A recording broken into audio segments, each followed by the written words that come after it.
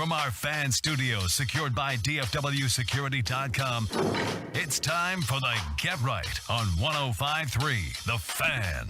Yes, indeed. It is the Get Right with Reg and KG on 105.3 The Fan. I'm Reginald Datatula. Kevin Gray Jr. will join us shortly after hosting Cowboys Crosstalk with 2023 NFL Hall of Fame finalist Darren Woodson, of course, Nate Newton and Mickey Spagnola also rocking with the man on that program. We appreciate you rocking with us right here on 105 through the Fan, the Odyssey app, twitch.tv/DallasFanCam, the YouTube channel, which I will hop on right now. I always try and make sure I shout out the YouTube because sometimes I be neglecting it. But wherever you are, however you're listening, we appreciate you rocking with us.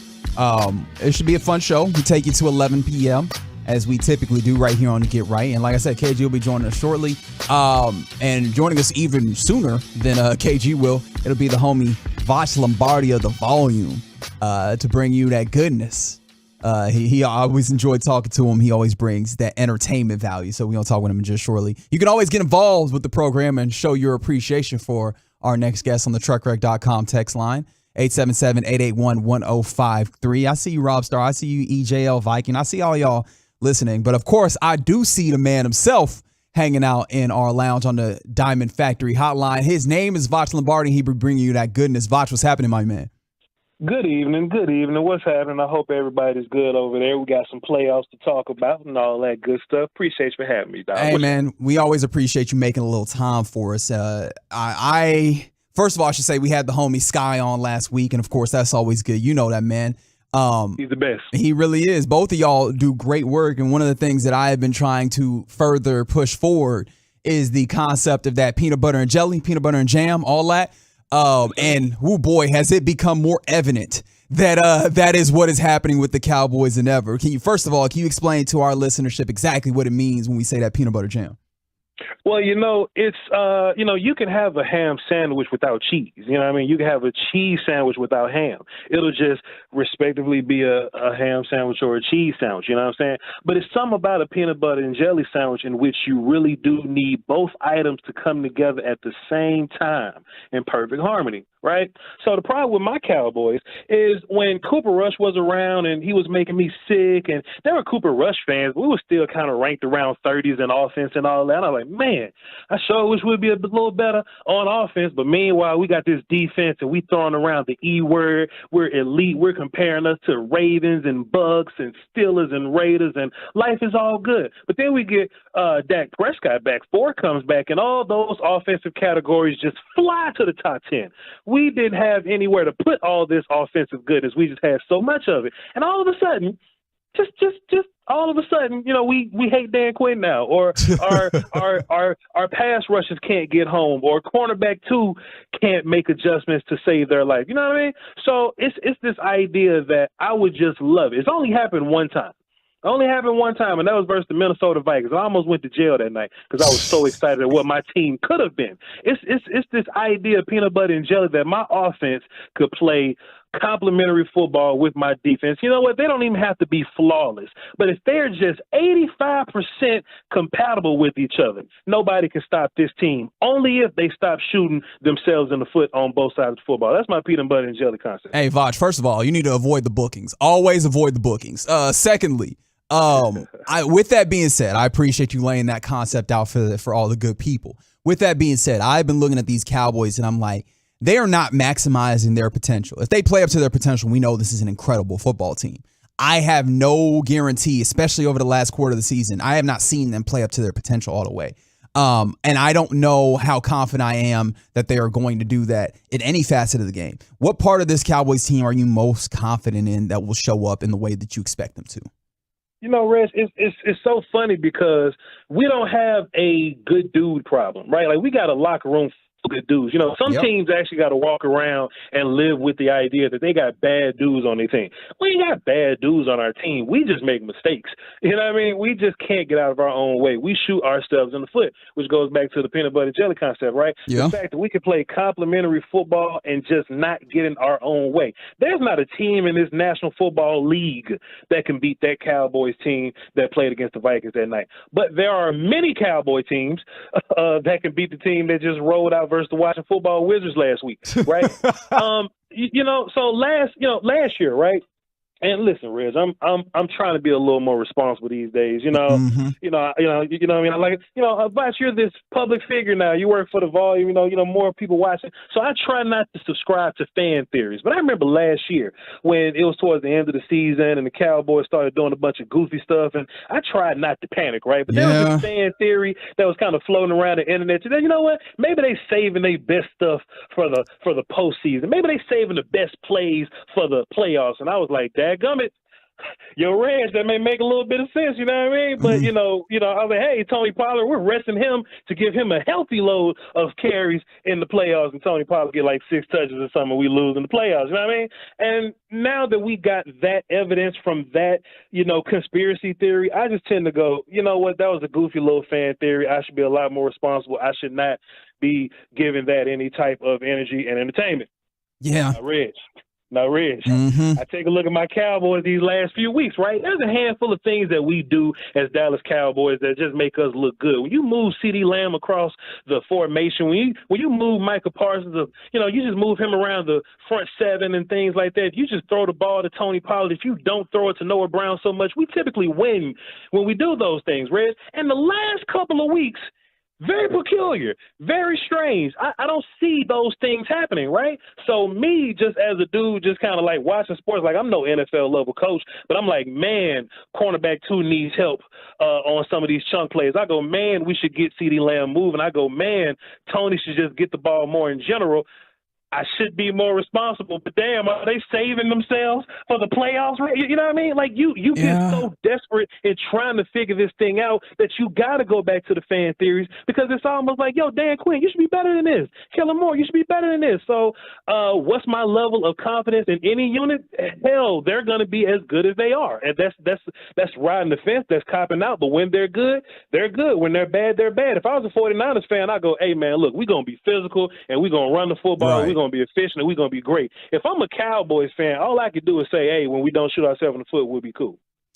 Yeah, look, sometimes what will get you in trouble is wanting to believe, wanting to predict the outcome of an idea, right? Like one thing that I've tried to pride myself on is when we, bring me any type of question, I'm going to try and like go through the logical means to get to the end, right? Obviously, if you have some incentive on how you want this to end, you're going to maybe tip the scales, put your finger on the scale to make it go that way. When I do that, I typically come out with an answer that I think makes sense, and the Cowboys end up doing something entirely different. Like, I just don't know how to, figure out what these Cowboys are going to do. That being said, like the actual X's and O's of it, I think that Kurt Warner's been doing a great job of kind of breaking this game in particular down based off of what happened in that first game. And one thing about Tom Brady is you're not playing him physically. You're playing him mentally, right? He done seen everything that you could throw at him in football because he don't want to go home. But that's neither here nor there, right? He done seen everything. Right. And with that being the case, I think that you need to be your best version of like everybody on the same page defensively to be able to fool him.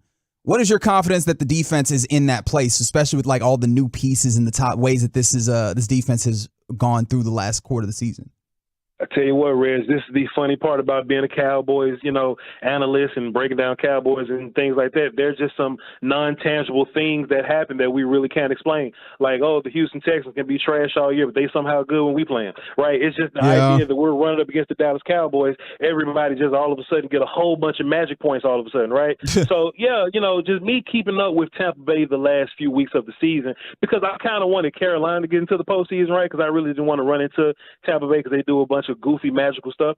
I just watched a lot of Tampa Bay, and Tampa Bay would just meander all the way downfield, and they'll turn the ball over. Yep. Or Tom Brady will look terrible, and, people will drop passes. Or his old man stuff will just pop up. But you get down to that last 5 minutes of the game, and Tom Brady just becomes super efficient out of nowhere, and they'll beat some sorry team by 3 points at the end, right?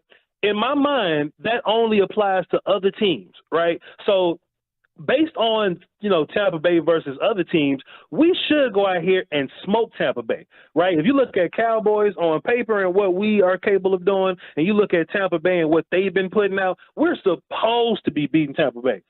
But, man, it's just that magical Dallas thing that just, when we play Tampa Bay, Tom Brady's arm's going to be feeling fantastic. He's going to throw 5 touchdowns on us, and Dak Prescott's going to have to bail us out again, right? And I do think that this team is going to have to live and die by how good 4 is. If this defense is good, fantastic, that's just a little bit extra, I'll take that. But I don't think we can really rely on defense for what we're going to be doing this postseason. If this was defense in the first 5 weeks, this Dan Quinn defense in the first 6 weeks of the season, sure, you can sign me up for that all day. But I don't know what we're going to be doing as far as stopping the run and as far as somebody throwing passes versus my cornerback number 2, right? So we're going to have to live and die by Dak Prescott. If we're starting slow, if we can't block guys up front, run block up front, because we could be the worst pass blocker team, and Dak's so good he can overcome that. If we're dropping passes, and you've tried to this season.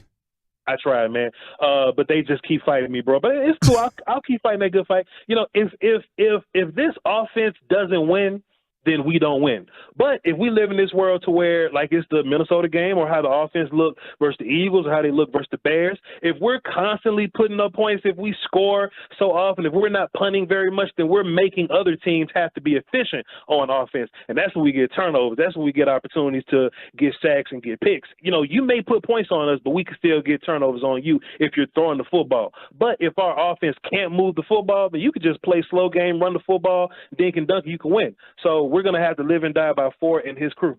Oh, boy. Okay, so this is the thing. Let's dig into this, right? The idea of live and die by 4 almost at this point means that you're going to throw the football exclusively. And I don't know that this offense was geared towards throwing the football exclusively, also doing the types of, like, short game passing that can substitute for the run, because I don't know if everybody's been aware of it, and I think that everybody has, but I'm just going to say it like that. This run game over the last quarter of the season has been fairly non-existent, or at least inefficient, because it's not existent. It's not non-existent. They be trying to run the football right into that brick wall. But what do you have for the idea that you're going to have to be pass heavy, or do you think that you just run the ball regardless of what the success rate is?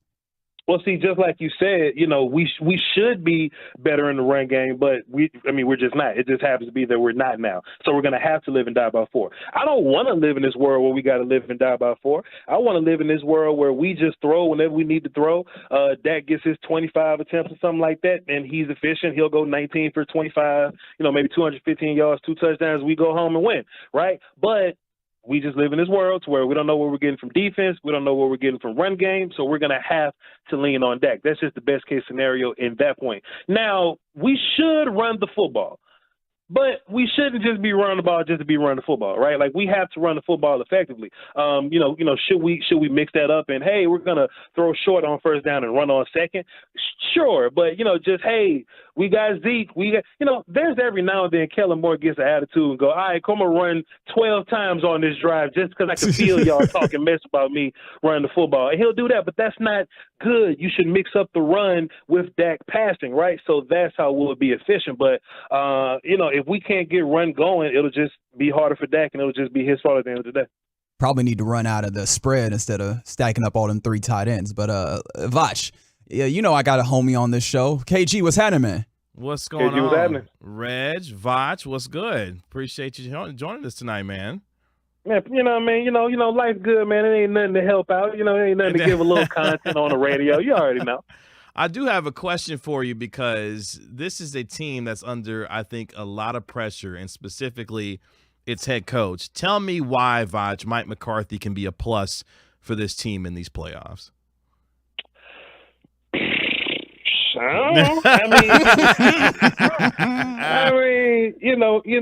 Mike McCarthy does cool things like win games when your quarterback is hurt. He does cool things like that. But does Mike McCarthy do cool things like give us an advantage when the other coach is good? Nah, not really.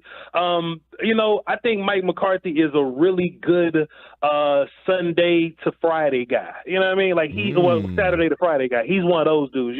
He's gonna build this culture. He's gonna say things, and you're gonna repeat things. So we hear 6 players say the same thing. Oh, they probably heard Mike say that, and that's gonna be this recurring thing throughout our locker room that we do. He's good with that. But on Sundays, I'm sure Mike got a whole bunch of people that he looks to and be like, hey, what do I do here? And they give him the answer. Or he look at somebody, hey, what do we do here?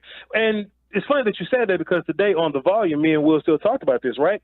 I would love for there to be a time where we hold Mike McCarthy accountable for, hey, Kellen's doing goofy stuff. If you're Mike McCarthy, you should be able to tap Kellen more on the shoulder, be like, hey, man, can we not run a double, triple reverse pass with Turpin to Dak to CD or something? You know what I mean? Or, hey, I understand that, Zeke is our guy. Zeke gets the money. Zeke goes first. But we in between the 20s. We could use some big play stuff. Let's get Tony in there, right? Mike McCarthy shouldn't be asking for so much permission.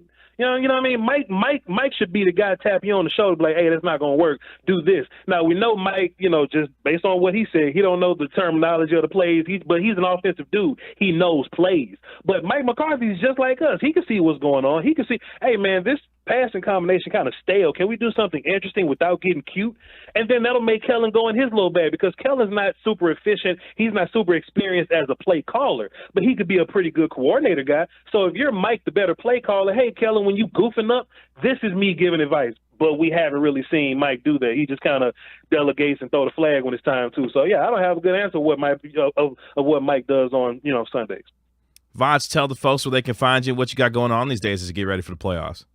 Yeah, we're just getting ready for the playoffs there. Vach Lombardi on Twitter and on YouTube, but you can also find me on The Volume. That's the network, the big network, Colin Cowherd and all that. They are blessing the boy with some good work over there, Monday through Friday at 3 p.m. Central, and I do watch-alongs on Sunday. Draft season is also coming, and I do some pretty fun draft work, so be sure to follow. Appreciate it, fellas. Sure do. Anybody that's, it's early. Anybody you're really interested in, or at least what's a game this weekend that you're interested in?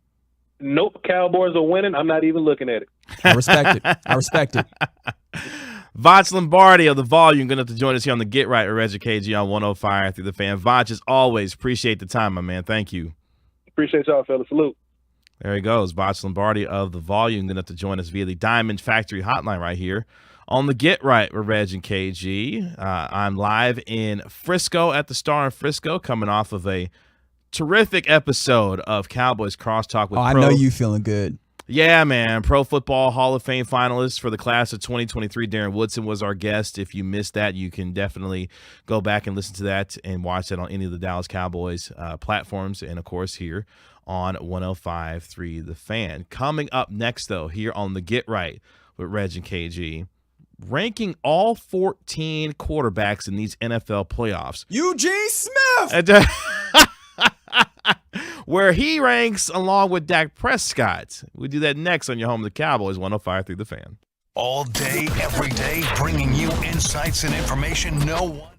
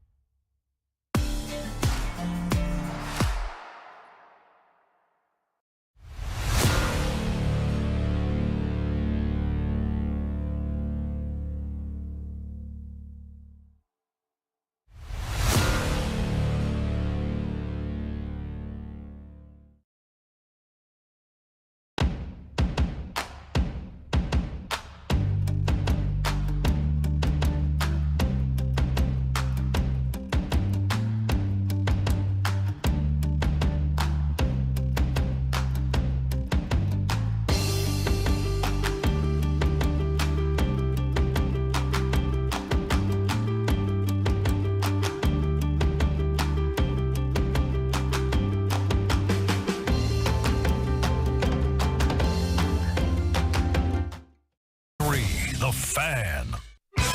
This segment of the Get Right is brought to you by the personal injury lawyers Frankel and Frankel. There's a reason you need a special license to drive a big truck, so companies that hire drivers and put them in a big truck should be held accountable for what happens when one hurts you.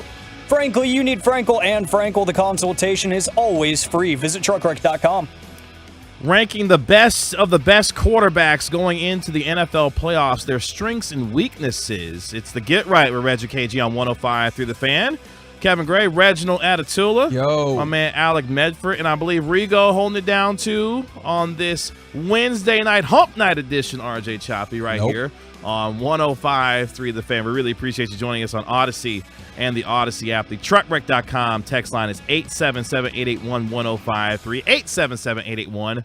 877-881-1053 if you want to get in on the conversation. Appreciate Vach Lombardi of The Volume for joining us last segment via the Diamond Factory hotline. If you missed anything during that conversation, make sure you hit the rewind button on the Odyssey app to catch up with Vach Lombardi. He does a terrific job covering all things for the Dallas Cowboys and getting ready for draft season as well. Hopefully for the Cowboys, though, they don't have to think about draft season for a little while longer as they get ready to face the Tampa Bay Buccaneers. Monday Night Football, 7:15 on the Dallas Cowboys Radio Network, 105 through the Fan to cap off Reg's favorite Super Wild Card Weekend in the National Football League. It is a thing. You're not gonna make it a thing. It's not it a thing. literally is the thing because the NFL in their promos says it's Super Wild Card Weekend. You think I let the NFL tell me what's real? Well, just trying to do my job. And that's not in the description. That's not in your job description. Accuracy. Carrying the NFL's water is not in your job's description. So what do you call me, Adam Schefter or something? Is that what you're trying to do? Wow. You said it, not me. I mean, did I lie? Nope, I don't think so. Preach.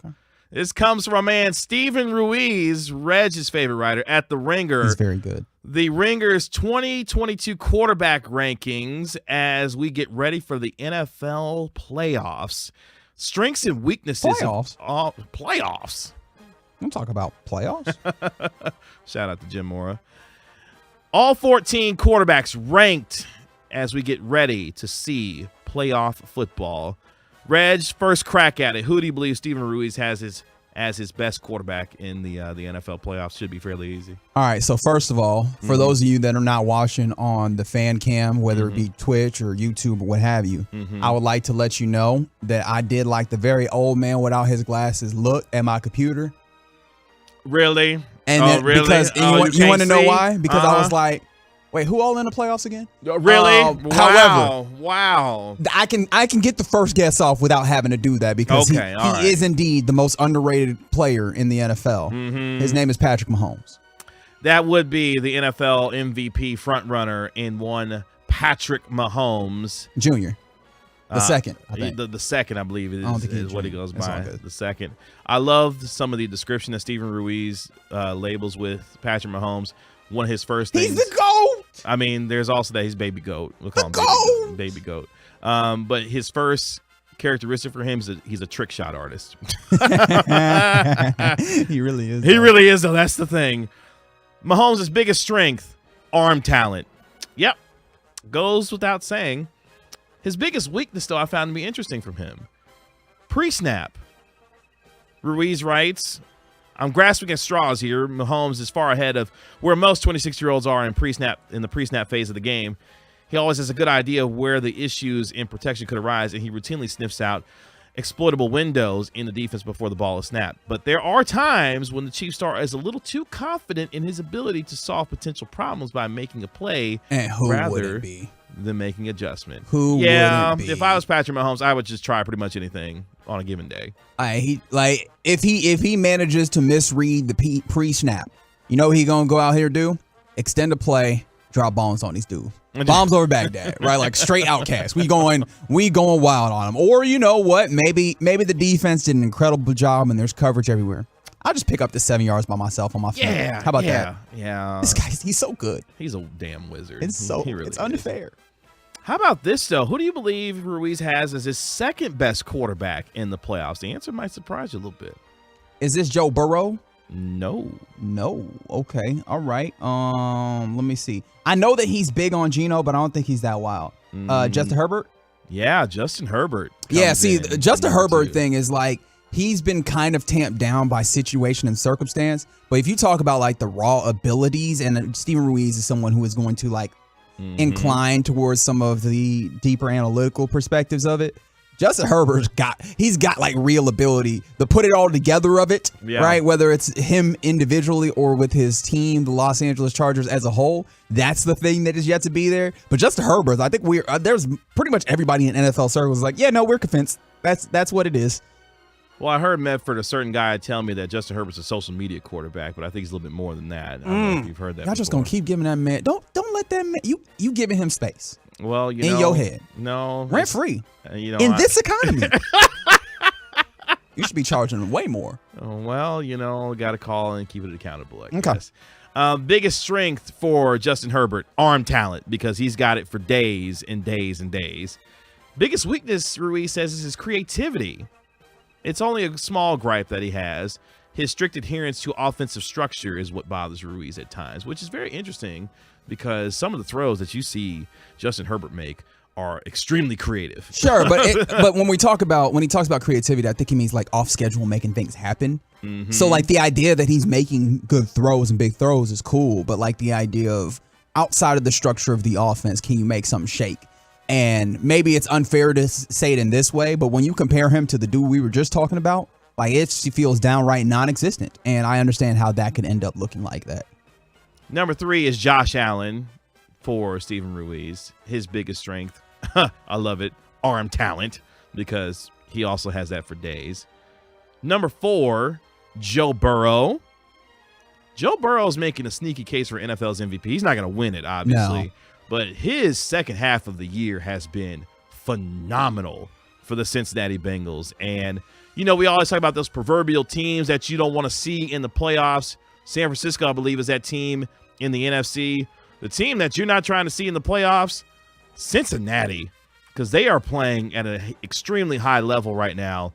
And Joe Burrow is a big reason why this team is in prime position to possibly get back to the Super Bowl after their run that they made last year to play the Rams in the Super Bowl. And how comfortable Joe Burrow is with knowing who he has available to him. Joe Burrow's like, look, man, this T. Higgins, this Jamar Chase, like Tyler Boyd. Look, we just going to get this ball out to these dudes and let them go to work. And that I respect that, right? Yeah. Like, get the ball to those guys. Joe Mixon.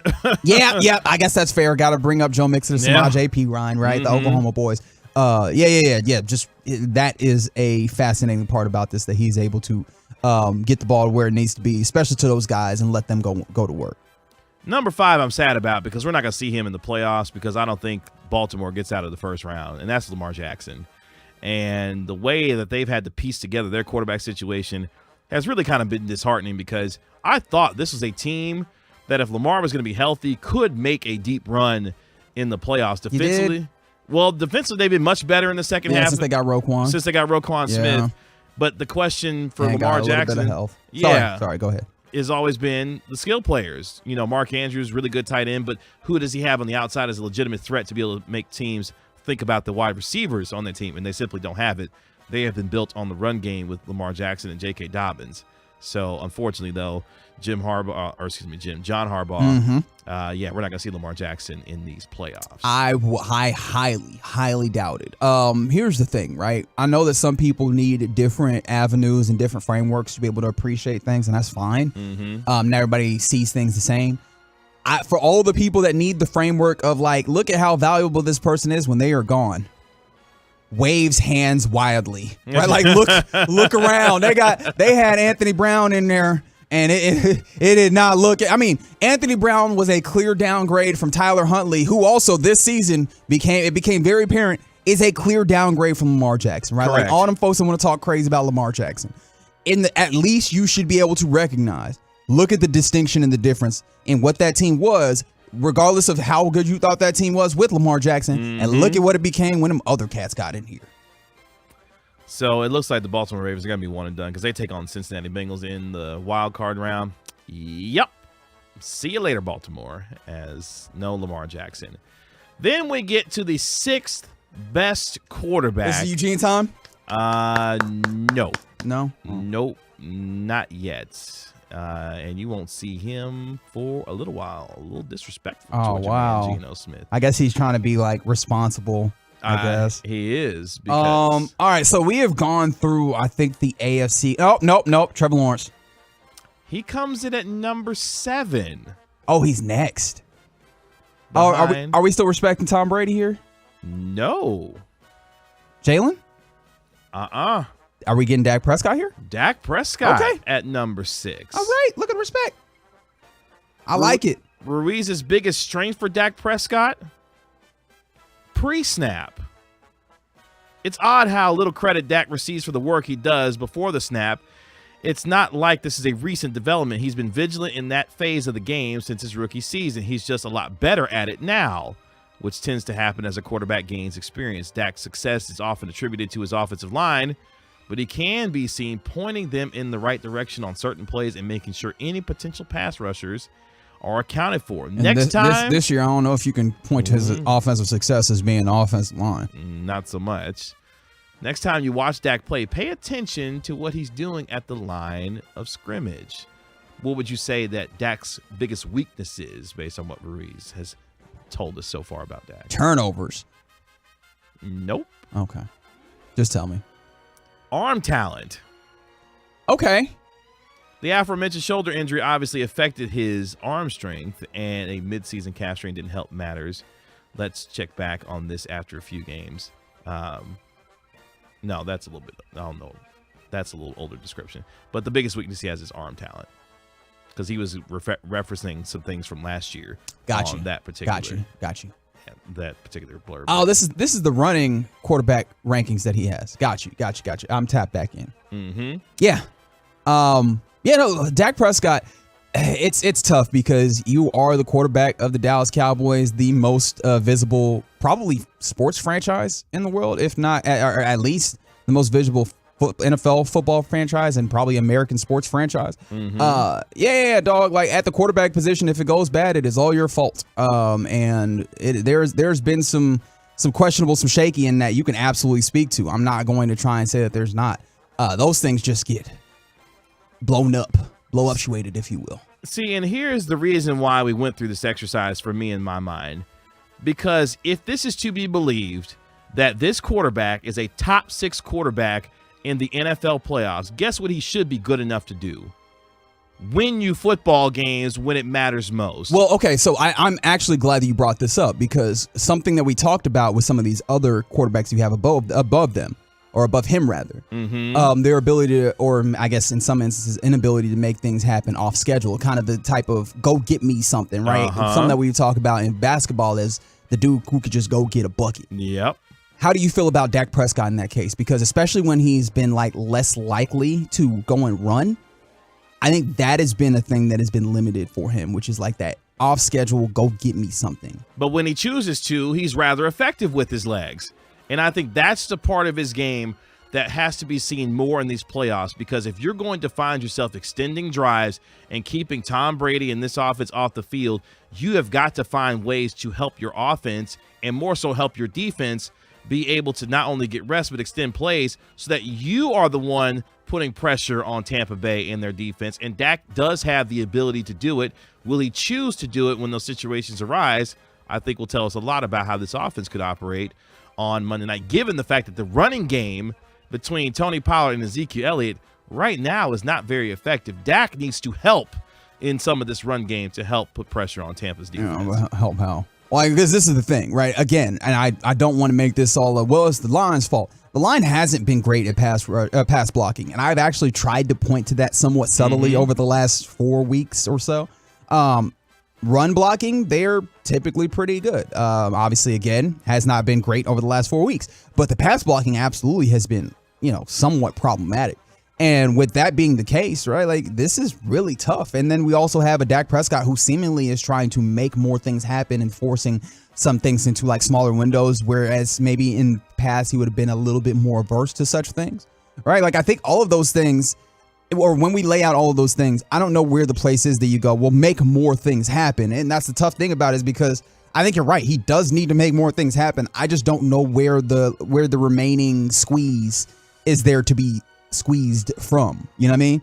Well, he's going to have to find it on Monday night because this is a offense that needs some more dynamicism, if you will, and its quarterback needs to help. I like that word. With some of that, given how this run game has struggled. Some of the best when it comes to the quarterbacks in the NFL getting ready for Wild Card Weekend. It's the Get Right with Reggie KG right here on 105 through the Fan. Coming up next, we go around the National Football League and the best news that I heard today regarding Damar Hamlin. We talk about it next on 105 through the Fan. Coming up on the next KNC Masterpiece, the torturous history of Tom Brady versus...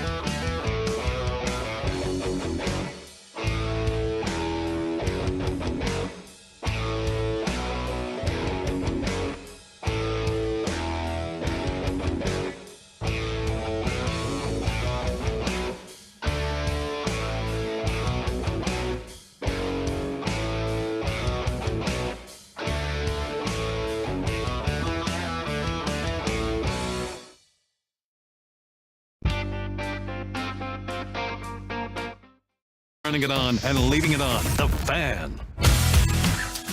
About to go around the National Football League right here on the Get Right with Reggie KG on 105.3 The Fan. Kevin Gray, Reginald Atatula. Yep. My man Alec Medford and Rigo holding it down for you here. Rodrigo! On this Wednesday night. Appreciate you joining us on Odyssey and the Odyssey app. Coming up at the top of the hour on your home of the Cowboys, a little game I like to call Start One, Cut One, Bench One, playoff edition here on 105.3 The Fan. DetroitRed.com text line is 877-881-1053. Alec, let's go around the National Football League right here. I appreciate you helping us out on this evening. Ian Rappaport. Let's start with cut number 2 with the NFL Network's Ian Rappaport on who in the world, Reg, is going to be Carmen starting Sandiego at quarterback for the Miami Dolphins. Take it away, Ian.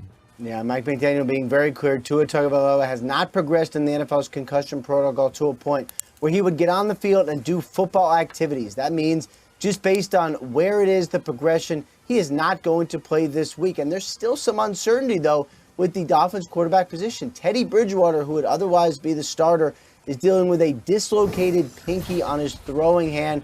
So he is only completing short passes in practice. That means his availability is uncertain for this weekend's game, and that's why Mike McDaniel said Skylar Thompson, the rookie, who's actually seen a lot of game time this year, much more than anyone anticipated, is, as of this very second, considered to be the starter. Now, we'll see if Bridgewater is able to get to a point where he can make his normal throws later in the week. If he is, he will start, but of course, the Dolphins quarterback situation, as it has been, still in flux. All right, so real quick. First of all, email to that man, Skylar Thompson, but God bless him and Godspeed to him. Because Also, Alec Medford, I need you to do me a little favor because I think TX Rock 7 on the Twitch chat heard what I heard. Can you start that one more again? Because and let me know if you think that Ian Rappaport felt good about pronouncing Tua Tagovailoa's name. Yeah, Mike McDaniel being very clear. Tua Tagovailoa has not. Tua Tagovailoa. Oh, man. Ian doing a little too much. It's playoff time for everybody, man. Everybody mess up every now and then. Congratulations, Skylar Thompson. Come on down. He said, Tua Shamanana. He started speaking in tongues. Yeah, bro. You are the starting quarterback for the Miami Dolphins. And guess what your prize is behind door number 1? The Buffalo Bills. At least Von Miller ain't playing. Okay. Yeah, great. Wow. Okay. I'm trying to find the upside for the young boy. You know, like, I don't know. Boy. At least Von Miller ain't getting after you. Yikes. Ed Oliver is, though. Wait, is Ed Oliver still playing? Ed Oliver Yeah, he's still playing. Yeah, that's what I thought. You know, Lawson and them boys, they coming after you, man. Yeah. Skylar Thompson. Yikes.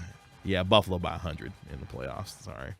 And all the playoffs are just in Wild Card Weekend. In Wild Card Weekend. I mean, you getting a little wild with it. Yeah, no, it was a cute run for Miami to actually not a cute run because they had to win on the final weekend just to get in. The second half of the season was ugly for them. It was nasty time for them. This is part of what it was, man. The quarterback that started the game rarely finished it. Like, that's not really a recipe for success if you play football around these parts. Oh boy. Speaking of the NFC East, Robert Saleh apparently had enough of Matt LaFleur's brother, so he fired him today. That's because Mike LaFleur and the Jets have parted ways. He is no longer the offensive coordinator after, of course, a struggle offensively, to say the least, when it came to Zach Wilson and this offense. Mike LaFleur is now out as the OC in New York. The question becomes for the Jets this offseason, do they find themselves going after Derek Carr, who we believe will no longer be a Las Vegas Raider once the season comes to its conclusion, because he was told to go home by the Raiders for the final couple of games. So the Derek Carr era is over in Las Vegas. I mean, if not Derek Carr, maybe Tom Brady. Because that dude don't want to go home. No, look, to New York. You want to see him play in New York? I don't want to see him play at all. This ain't about what I want. I think they do. I do find it interesting because I do recall like hearing just kind of the ancillary noise of Jets fans hating Michael LaFleur, and I didn't really understand it. But you look at the way that season kind of progressed. And it was like, oh, man, this offense kind of interesting if they can get consistent quarterback play. And while I don't think that they actually got that, towards the second half of the season, that's not the way that a lot of people felt People weren't like, yo, this offense is kind of interesting if you get quarterback play. It was just kind of like, okay.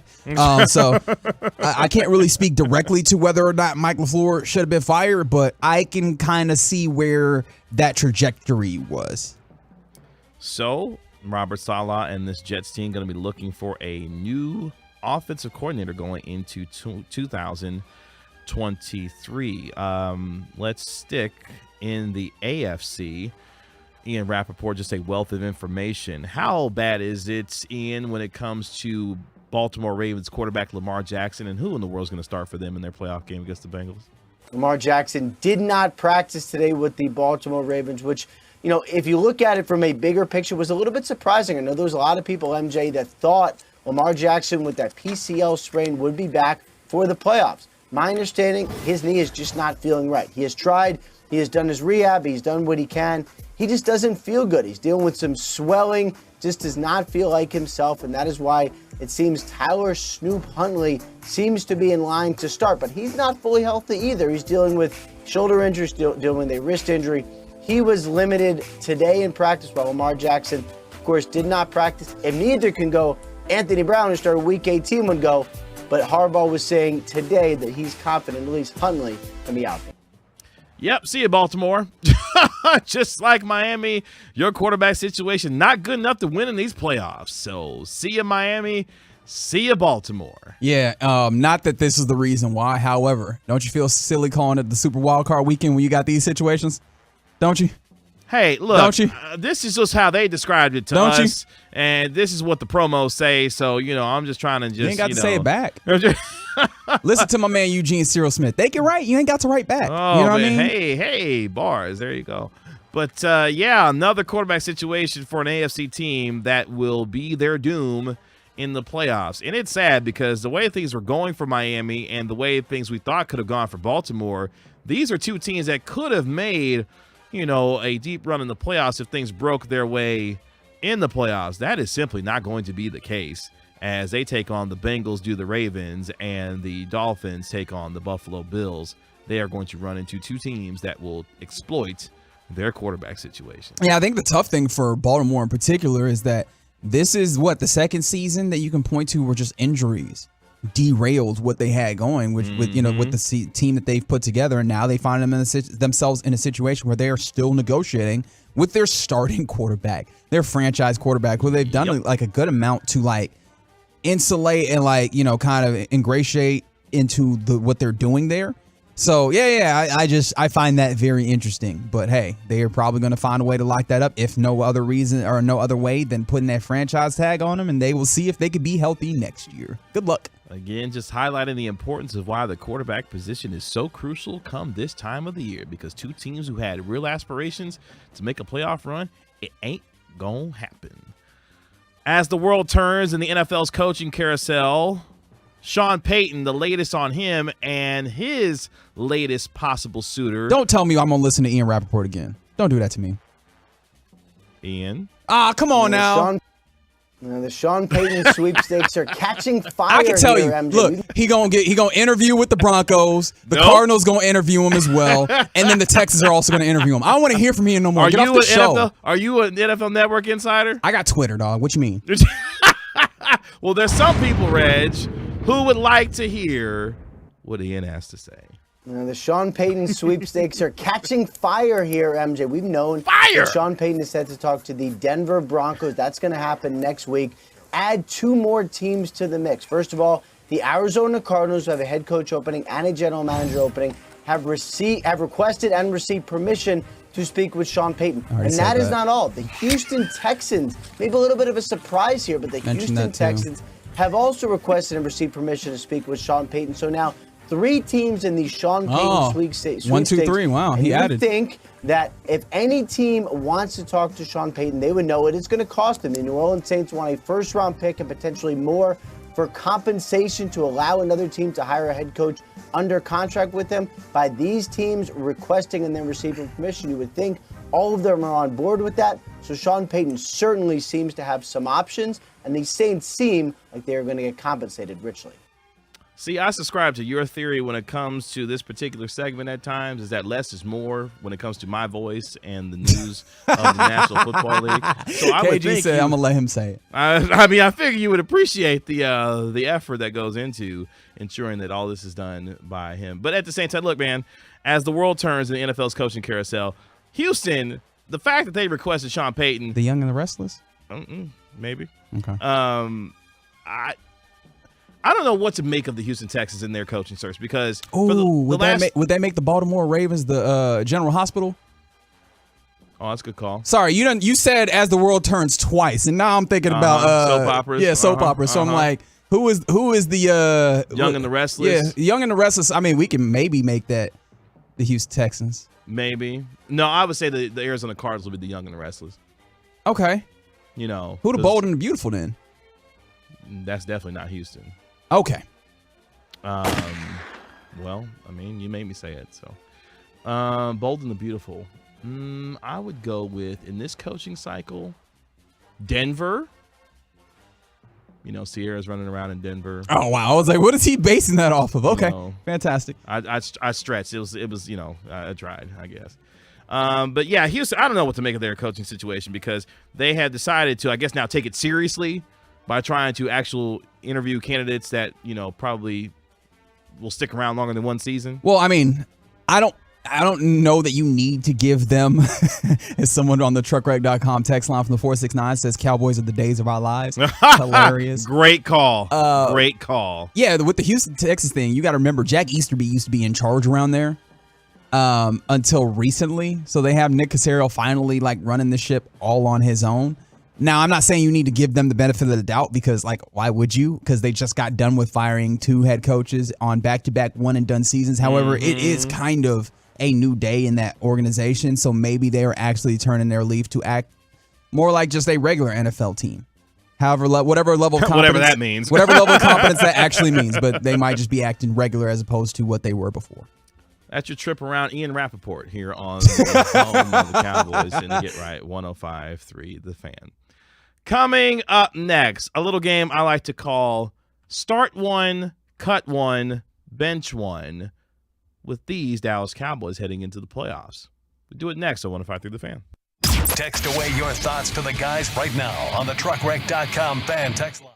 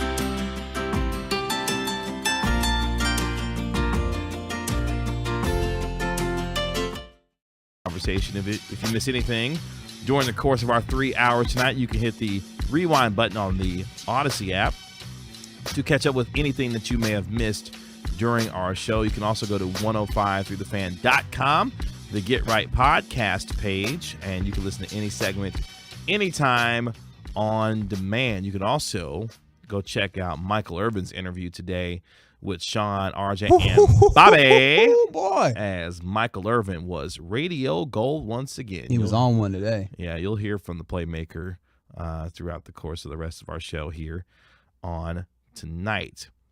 Cowboys, Bucks, Monday night, 7:15 on the Dallas Cowboys radio network. Wait, hold on. What happened? We starting off on the wrong foot from the 817 on the truckrec.com text line. Start Alec, bench Rigo, cut Reggie. Wait a minute. Whoa. Hold on. What happened?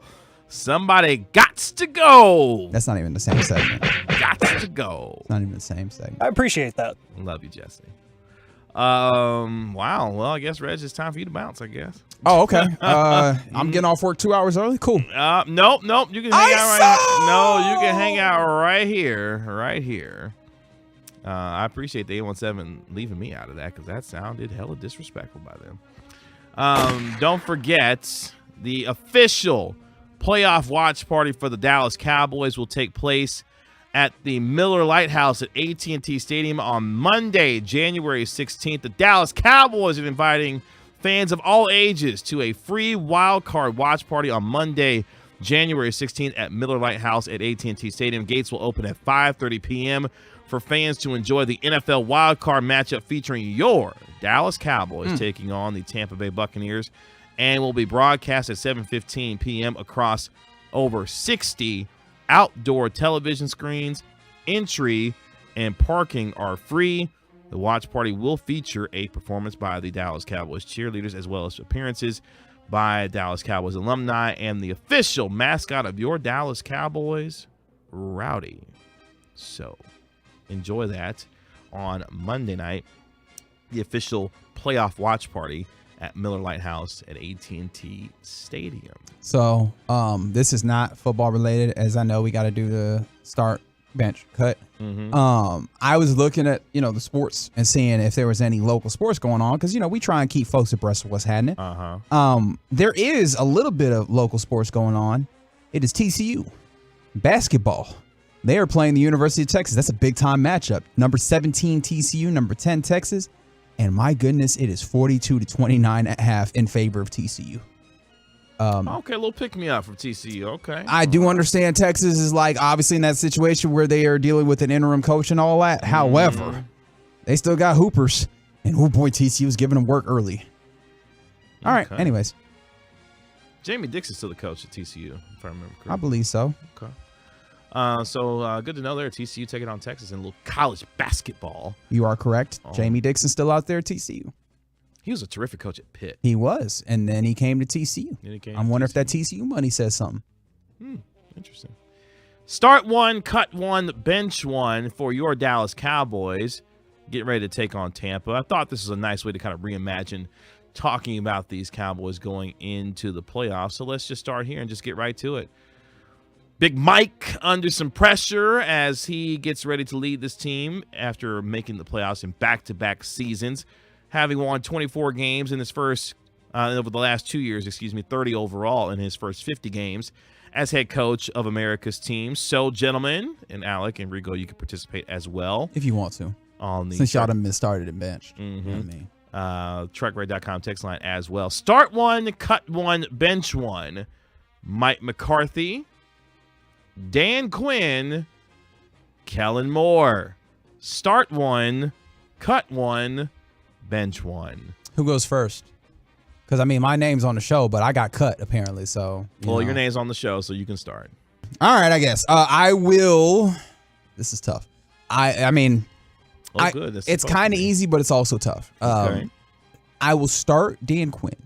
I do understand that, I do understand that some of the luster of the early parts of the season has in some ways faded. But we still have, one, some tangible evidence that he can draw some things up. Two, we understand that there's been injuries that have hampered him. And three, everybody, and I do mean everybody in that building, loves that man. And that means something. Like, that just can't mean nothing to me. That a dude in a place of authority also then is beloved in such a way amongst players, coaches, everybody in that building, right? Like, that has to mean something to me. I do think that he has proved some of his bona fides in that way. This is where we get a little controversial. Okay. I guess. I bench Kellen Moore. Oh, okay. Hey, man, I got to look at these results, man. Like, I have you my... are a results-oriented person. Yes, you are.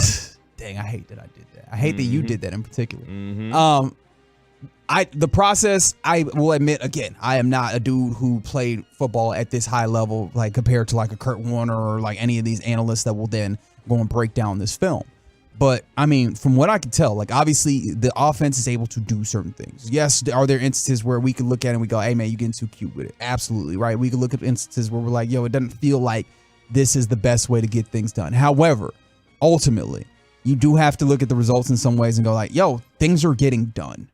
And that then means that I'm cutting Mike McCarthy, and this might just be off of the Mike got to go, huh? Right, like this might just be off of the, hey man, what do you actually do? And that's not to say that you're not doing things. It's just I don't know what you're doing. But also, I don't think I will ever shake the idea that this man conned his way into the job to begin with. Right? Hey, Hold on. No. Don't you be pulling them bona fides now. Don't you be pulling them receipts I'm not saying nothing that he ain't say himself. He was out here running the Mike McCarthy project con. Everybody was That's like, right. we buy in. No, but like, Shout out to obviously, Tom Pelissero. again, he is also in a place where he should get the benefit of the doubt of results as the head coach. But again, I'm just looking up and I'm like, yo, I don't know what to do with like that dude. And that, again, that's more a me problem. However, I'm the one who has to make the decision at this point. And I feel better about talking about these coordinators than I do about the head coach, even though I do respect what the head coach has been able to do to kind of manage the team, you know, kind of the care and thoughtfulness that he puts into making sure that these guys are healthy, like in the GPS and, you know, taking those levels. He's not the only one to do that, I think. And so with the you know, dynamics provided me, that's what I'm going with. Start Dan Quinn. That's not necessary. Bench Kellen Moore. Well, Mike, your record might not Mike be McCarthy. necessary any longer. From the 469, start Dan Quinn, bench Mike McCarthy, cut Kellen Moore, Alec Medford. You decide. Start one, cut one, bench one, McCarthy, Quinn, and Moore. That's the same direction I'm going to go. Hey! Yeah, because You don't get this fire with me. I don't know. I don't know if I trust Boy Wonder anymore. Uh-oh, not Boy Wonder, though. Yeah, because You look a know lot we're like a talking about Boy Shane Wonder McMahon yourself. I don't here. know. That feels weird that you call him See, Boy there's Wonder. only room for one of us in this town. Okay, see, so that makes sense. Exactly. Whoa, whoa. No, seriously, like I do buy into the Dan Quinn thing. I really do. Okay. I feel like, to Reg's point, the whole likability thing does go a long way on top of a pretty strong body of work, all things considered, with the injuries and whatnot. I fully agree with Reg there. McCarthy, I feel like the whole emotional side that I just mentioned with Dan Quinn is just as evident with McCarthy and just as important. It feels like these guys play for him and want to win for him. Kellen Moore, sometimes it feels like they win in spite of him. And especially the past few weeks, the situation, KG, we talked about this on Monday a little bit after the show. It's more the situational football because, you know, everyone can pull up the stats. You know, best offense in the NFL since Dak came back. That stands for itself. I cannot argue that. It's the situational stuff, which, again, you can argue with Mike McCarthy in some points, especially last season with clock management and whatnot. I feel like some of the play calling in crucial moments of the game, crucial times of the game, from Kellen Moore, and even opening up the game sometimes has not been that great, and I would be just fine moving on. Oh, boy. I'm going to start Mike McCarthy. I'm going to bench Dan Quinn. I'm going to cut Kellen Moore. And it goes to the point that the two of you have started to talk about when it comes to situational football. You say, Kevin, well, how can you start Mike McCarthy when talking about situational football and game management? Because my man is a little questionable at that at times. Well, you're right. But I don't like the way that this offense... Here's the thing about Kellen Moore for me. He has never defined what he is to his core from an offensive philosophy standpoint. He's got a bunch of cool plays, a bunch of stuff that looks really cool when it's executed correctly. But what is Kellen Moore to his core? He has never answered that. and nothing that I believe in him that he has to fall back on would lead me to believe that when things are down, when the chips are down most, that there is something that he can rely on, that he can go to, that knows can be executed when he needs it most. And that, to me, is why I have to cut Kellen Moore, because I need someone who is going to find something as a bedrock for them to build a foundation on offensively to be able to put pressure on teams. And I don't know what that is for Kellen Moore in that way. So I'll have to cut Kellen Moore in this particular scenario. Cool. Start one, cut one, bench one from the 860. KG, there's no way you didn't just do that just to be different and create radio controversy. I don't believe it. Well, you can believe what you want. Thanks for listening, though. He dropped the P. Weber on him. That's crazy. Start one, cut one, bench one. Michael Gallup, Noah Brown, T.Y. Hilton. Start one. We don't even feel like we got enough data to really talk about that like that. Well, guess what? This is an exercise to make you think about. All right, Michael Gallup starts. T.Y. Hilton, Eugene, I should say. Eugene. Will be benched. Noah Brown. Ooh, that feels wrong. See? That feels wrong. There you go. No, it's fine. I'll do that. And then Noah Brown will be cut.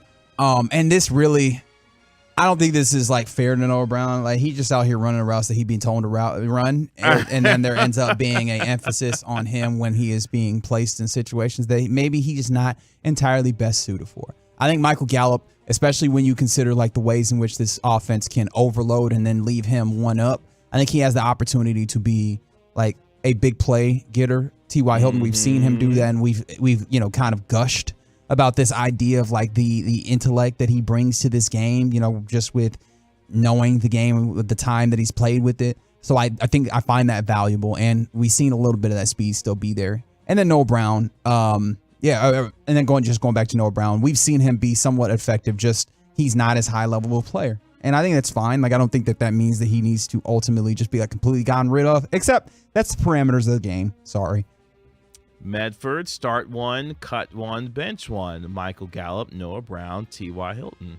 Yeah, I'm on the same thought process. You have to start the proven commodity in this town, which is Michael Gallup. We've seen it work before. I know that the whole ramp-up thing, the whole mental adjustment, getting over that hurdle after the ACL tear, that exists, and we're still seeing some of the flashes of, hey, maybe this guy isn't fully there mentally yet, but we have seen some of the aggressive catches that we know MG13 is all about. He is that physical, aggressive pass catcher. Now, T.Y. Hilton has come in and shown you that he can be a spark, and that veteran presence really does mean something. It's not one of those sports cliches that we talk about all the time and make fun of. He's quite simply a better, more experienced receiver than Noah Brown. And that's nothing against Noah Brown. If anything, he got put into a situation that he should have never been put into.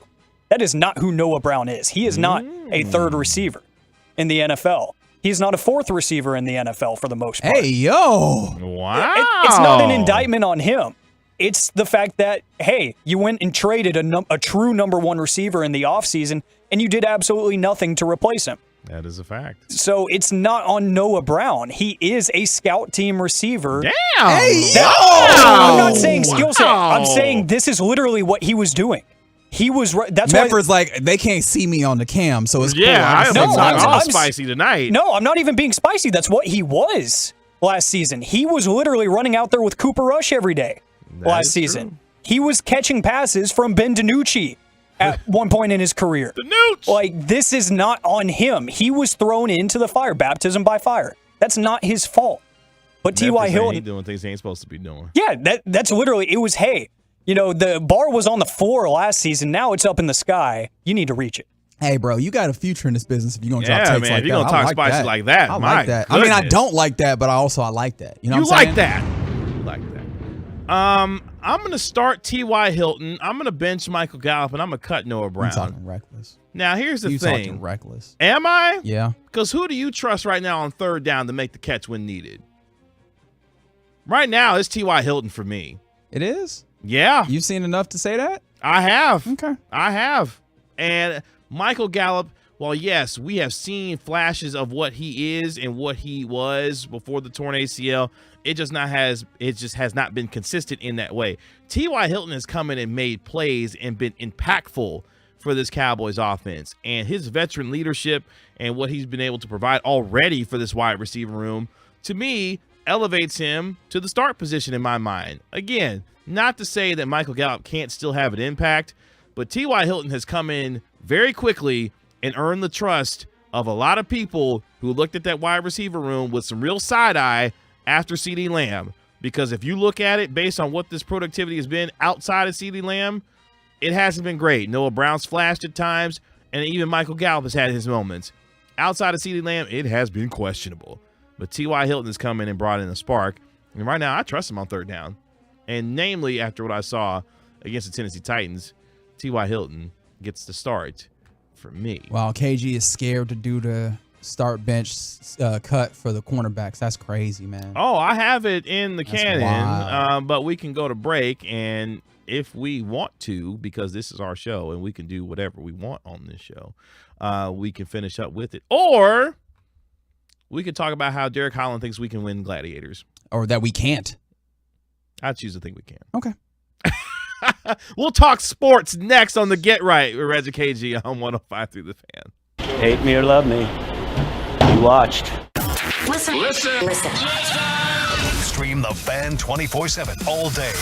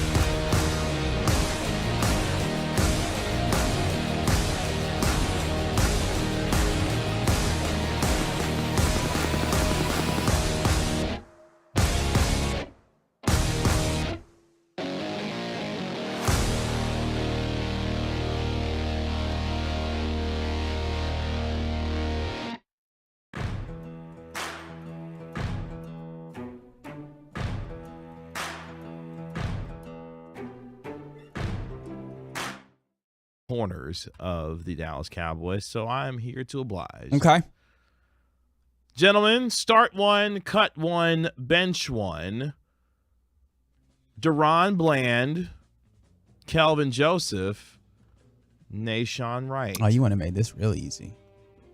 You start Deron Bland, who is shown to be proficient on the inside, interior cornerback, and been pretty good exterior as well. You bench Nashawn Wright, who is, looked like a, second-year player, maybe rookie at times. But, like, he looks like a guy who can play the position, just, there's some fluctuations. And then you cut Kelvin Joseph. Like, Kelvin Joseph could not hack it out there. Like, it wasn't pretty. There was too many coverage busts. There's too many instances where it seemed like he was not in the places that he needed to be. That seemed very simple. Thank you for making that easy on me. Yeah, because I didn't want to introduce Trayvon Mullen to this discussion because... What about Xavier Rose? Hadn't seen him on the field yet. But that makes you think there, KG, don't it? Medford? Yes. That's my answer. No, I'm full agreement with Reg. There's no other way that could go. I'm sorry, but number one has just proven that he's probably... Oh, he ain't got a name anymore? Kelvin Joseph, yes. Oh, I was about to say. It's nice. They didn't call him the mark. Although, to be fair, it's that side of the field is the mark, right? Other cornerback is the mark. Yes. That's absolutely true. And the text line loves to just call him number one. So I've kind of adapted that too because... Okay. To Reg's point, it just doesn't seem like there's any progression. It's like, okay, it's these just young... the bonehead stuff, too, on special teams. The special teams penalties are killer, and then the miscues on special teams that aren't exactly resulting in any laundry being thrown. It's just rough. It doesn't seem like there's progression. Coming out of Kentucky, it felt like this is a guy that has all the athleticism and all the upside in the world. We haven't seen any of it. And that's where I draw the line. It's just we haven't seen it week to week. It just, if anything, is getting worse. Yeah, because I'm over the Kelvin Joseph experience. Like I'm through with it. It has not proven to be fruitful at this point. And the reason why I brought this one to the table is because that, to me, is going to be one of the biggest discussions and X factors going into the game on Monday. Who in the world is going to step up on the outside opposite of Trayvon Diggs and be able to hold that side of the field down? Because the way that this offense with Byron Leftwich at times likes to move Mike Evans and Chris Godwin around, they're going to be looking to exploit whoever the mark is opposite of Trayvon Diggs. And the way that Mike Evans and Chris Godwin can perform, they could be looking at that situation and licking their chops at what they could possibly do on that side of the field, even with Tom Brady 2 years short of his AARP card. So I had to stop and think, is he actually? Because he might be. I mean, he's 45. Don't you get it at like 50 or something? 60? I don't know. Well done. Thank you for that. That was fantastic. Just go home, Tom. Mm-hmm. Just go home. Mm-hmm. I don't know what I said, but it must have been effective. I don't know. So we'll start one, cut one, bench one. Truckrate.com. 214. Let Brady cook. What are you talking about? Get out of here. Yeah, go home and cook for his kids when they come over. Yeah, because it certainly didn't choose his wife to cook for him. All right. Sure. You know what? That was low-hanging fruit. Well, that's why it's there. I don't know what. 10 NBA players that are having career years. Have you eaten dinner yet? No. Yeah, I can tell. You need a little nutrients. Nope. Yeah. A little short on the nutrients. Yep. And nourishment. So this could go one of two ways. Okay. We'll see where it goes in the next 15, 20 minutes or so. This comes from NBA.com.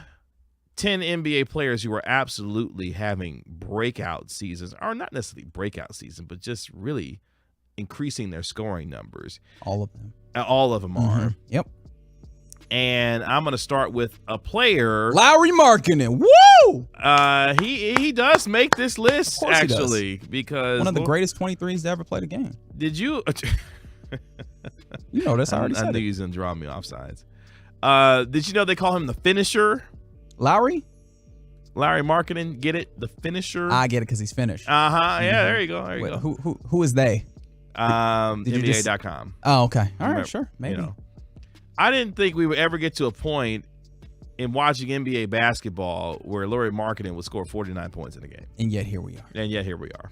Hey, man, this is the thing. You go back to when he was drafted, and you're seeing those things actually show up. It just took him 2 changes of scenery. Arizona? You know?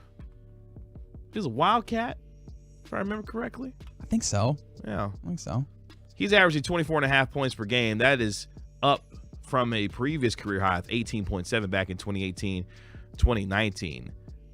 This year, shooting over 52% from the field is Lauri Markkanen. Unstoppable. And he's doing that on 16 attempts per game. That's right. Give me the ball. So not only is he shooting with volume, he's shooting efficiently. That's right. With volume this year. And that's why the Jazz are one of the more surprising teams in the league right now. Donovan Mitchell. Yep. That's a great one. Great shout. Like Donovan Mitchell leaves Utah, where previously, I'll speak for myself. I can't speak for everybody else. I thought that dude is a volume scorer. It's fine. He's a volume scorer. That's cool. Like when you come into a league, everybody's like, yo, look at the volume scorer. We like it. And then when you get a little older, they're like, why can't you be more efficient? But he was just being the same dude that he always was. Also, on top of that dude played Olay defense. Hey, man, Rudy Gobert back there somewhere. Go ahead and try him. Like, that was the level of defense that he played. He went to Cleveland and he switched his whole act up. He was like, look, man, I can score efficiently. I can play within the flow of the offense. I can try on defense. And all of that has turned into a really, really good basketball player, a dude who's going to be an all-star probably. Because that was always the question with Mitchell is, yes, we know that he can go get his own bucket, but he does it so inefficiently that if he ever found a measure of it, you got a pretty good basketball player, inside there, and he has been spectacular for Cleveland. Fun times. Perfect fit for them. And of course, capping off his resurgence with a 71-point effort this year. That they needed. They was every down bit by of like that 71. Yes. And they got it from him. My candidate right now for NBA's most improved player and one of the most fun players to watch in the league right now. It is that young man in Oklahoma City. Shai? Yeah, Shai Gilgeous-Alexander. He's averaging 30.8 points per game this year. Previous career high was last year when he averaged 24.5 per game. The 6'6" guard is doing crazy. so. He doesn't feel 6'6" to me. And I feel like that's a really nonsense thing to say, but he doesn't feel. He feels more 6'3", but he is really tall. Yeah.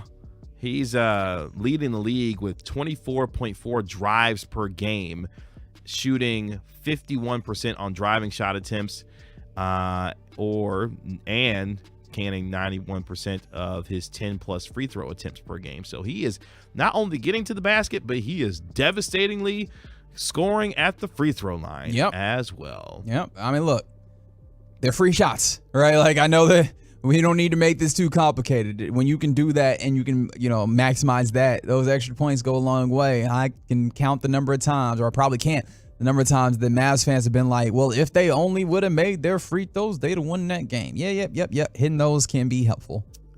Which brings us to our man who is leading the NBA in scoring at over 34 points per game. I don't know who this person is. 6'7", averaging a career best 11.4 attempts at the free throw line. I don't know who that is. More than half the average of 9 teams. That, of course, is the leading MVP candidate right now for a lot of people, Luka Doncic. Yeah, he's good. He's good at basketball. What kind of analysis do we want to put on this? Well, here's the thing. I've talked about this before, and we're starting to see it come to fruition that if he became anywhere close to an 80 to an 82% free throw shooter for the remainder of his career, there is nothing this league could do with him. Because as a 3-level scorer who can get to the rim, he's got a really good mid-range game, and when he's knocking down shots from the outside, what can you do with him? And now he has the proclivity to finish at the free throw line. So now he's punishing you for not only, fouling him as he gets to the lane, but he's making you pay by finishing now at the charity stripe. And that's why you're seeing the level of increase in his scoring this year, because now when you foul him, guess what? He's going to fill it up at the free throw line, and he's doing so with volume. 11.4 attempts per game. That's crazy that he's getting to the line 11 times. So while I know Reg doesn't necessarily like it, and SGA is my most improved player, I mean, there is a strong case to be made that Luka Doncic could be the most improved player in the NBA. Not rehashing it. You don't have to. Mm-hmm. You can just, live in it, breathe in it. It's okay. Other players that would be of interest to you real quick. Giannis, averaging a career high 31.7 points per game.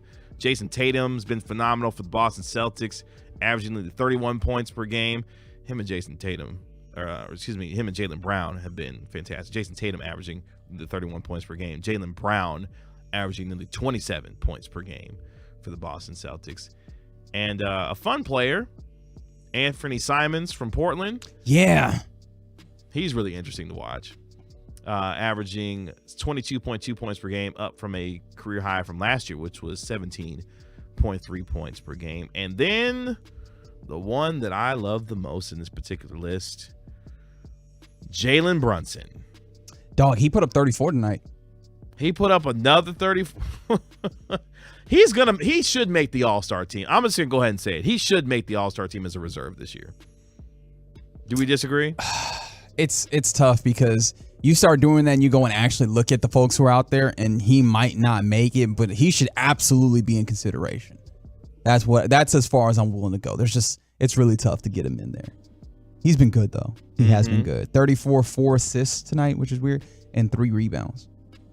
He's averaging a career high 6.5 assists per game as well. So clearly for Brunson, the decision to leave to go to New York has been beneficial for him as he is putting up career numbers this year. Real quick before we go, because we've talked about some of the ways that scoring has gone up in this season of the NBA, all the way around, both teams and individuals. And I was listening to the Dunker Spot, Nekias Dunk and Steve Jones Jr., and they were talking about offense. And I did find this point really interesting from Steve about, where he sees on the floor the difference in offense. We're seeing such incredible performances from individuals. We talked about that last pod, but we're seeing such strong team play across the league. And I know there are some offenses that lag and struggle and they can't do the thing. It feels more consistency than an inability to do it. And that's where I was like, well, offenses are in a pretty good place right now. Because there were times before, eras before, where it's like, hey, this team just can't score. Shoot, man, I would have fought you to the death back then, but I was in Memphis. It was a rock fight. Taking 20 seconds to run horns. It happens. You're not seeing that anymore. You're seeing teams get up, get into early offense. They're more used to defenses. My biggest thing that I'm thinking about right now is it just really feels like teams are not letting defenses get set. We're seeing quicker decisions being made. We're seeing more plays being made after that. We're seeing more teams with cutting, with movement, with random plays. Like, just look how many teams are using non-shooters in a creative way. How many teams are running, using their guards as screeners? Things that maybe a couple teams did, it's double digits now. And that's the fun part. So if you're saying just purely on court, what stands out to me? Early offense, man. Wow. That's a guy who's been in those rooms, helped craft game plans for NBA teams. That he's seeing the teams being more, quicker to get into that offense, not letting defenses get set, make it tougher on them. Which is interesting because, localizing it to the Mavericks, a team that's 6th in the NBA in offensive rating. Yeah, they're not going to fit into any of the reasons that we can pull up. Exactly, because this is a team that's one of the lowest in the NBA in terms of pace. This is not a team that gets into early offense and puts pressure on defenses in that way. So while individual brilliance, dog. Yeah, exactly. Individual brilliance is what we're talking about here. That's what we chop it up to. Because he's right. The amount of pressure you can put on defense by getting into early offense, would make scoring go up. But a team like the one that's built around this particular superstar here, they don't subscribe to any of that. But it's still effective in that way. It's to Get Right with Reggie KG on 105 through the Fan. I'm glad you brought that clip up. That was great. You're welcome. Coming up next, we're going to go inside the gray area where we examine the idea from Derek Holland on who actually could win Gladiators from the Fan. Next on 105 through the Fan. Coming up in the next G-Bag Nation, it is a Thursday, and of course, DeMarcus Lawrence is going to join us at 4:45. Barry Church at 4. Nation 2 to 7 on the Fan. Thank you to all of the business owners who kept people.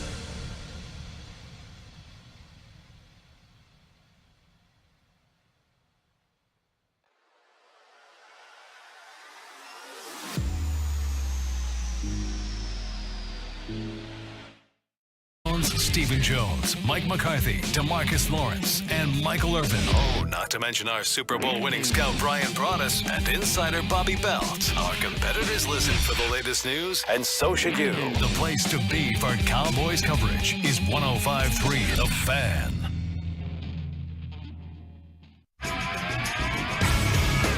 About to go inside the gray area here on the Get Right with Reggie KG on 105.3 The Fan. Kevin Gray, Reginald Atatula. What up, though? My man Alec Medford and Rigo holding it down for you here on your home of the Cowboys and Texas Rangers. Appreciate you joining us on Odyssey and the Odyssey app. The truckwreck.com text line 877-881-1053.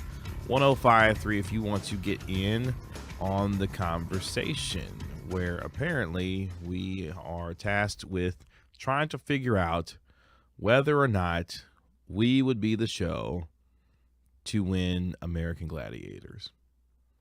That's how we get started here on the gray area here in the Get Right. I think I said that in reverse. But that's it don't matter. It do not matter.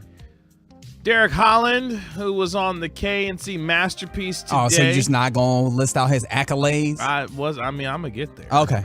All right. Of course. Former Texas Rangers pitcher, World Series hero. Was on with the fellas today. And so how did they even, do you know how they even got to this? No idea whatsoever. Text in to the truckwreck.com text line 877-881-1053 if you heard how this question was developed, because the question ultimately ended up being on Twitter. Quote, who would win an American Gladiators out of all the shows at 105 through the fan? Question mark, question mark, question mark, question mark. And one of the things that I loved about this, right? I'm sorry that I'm kind of taking over for a segment. No, it's fine. I'm going to pass the ball back right quick.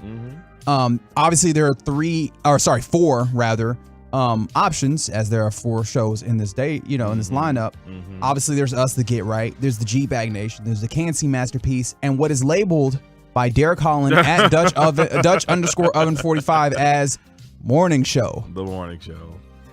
So, does he know their names? Does he know who they are? I think he got beef with Sean right now. Ooh, spicy. Something about, them not texting each other during the national championship game or something like that. I should put him in a text thread and see what's happening. Oh, you should? Let's instigate. Yeah, I'm sure Sean would oblige.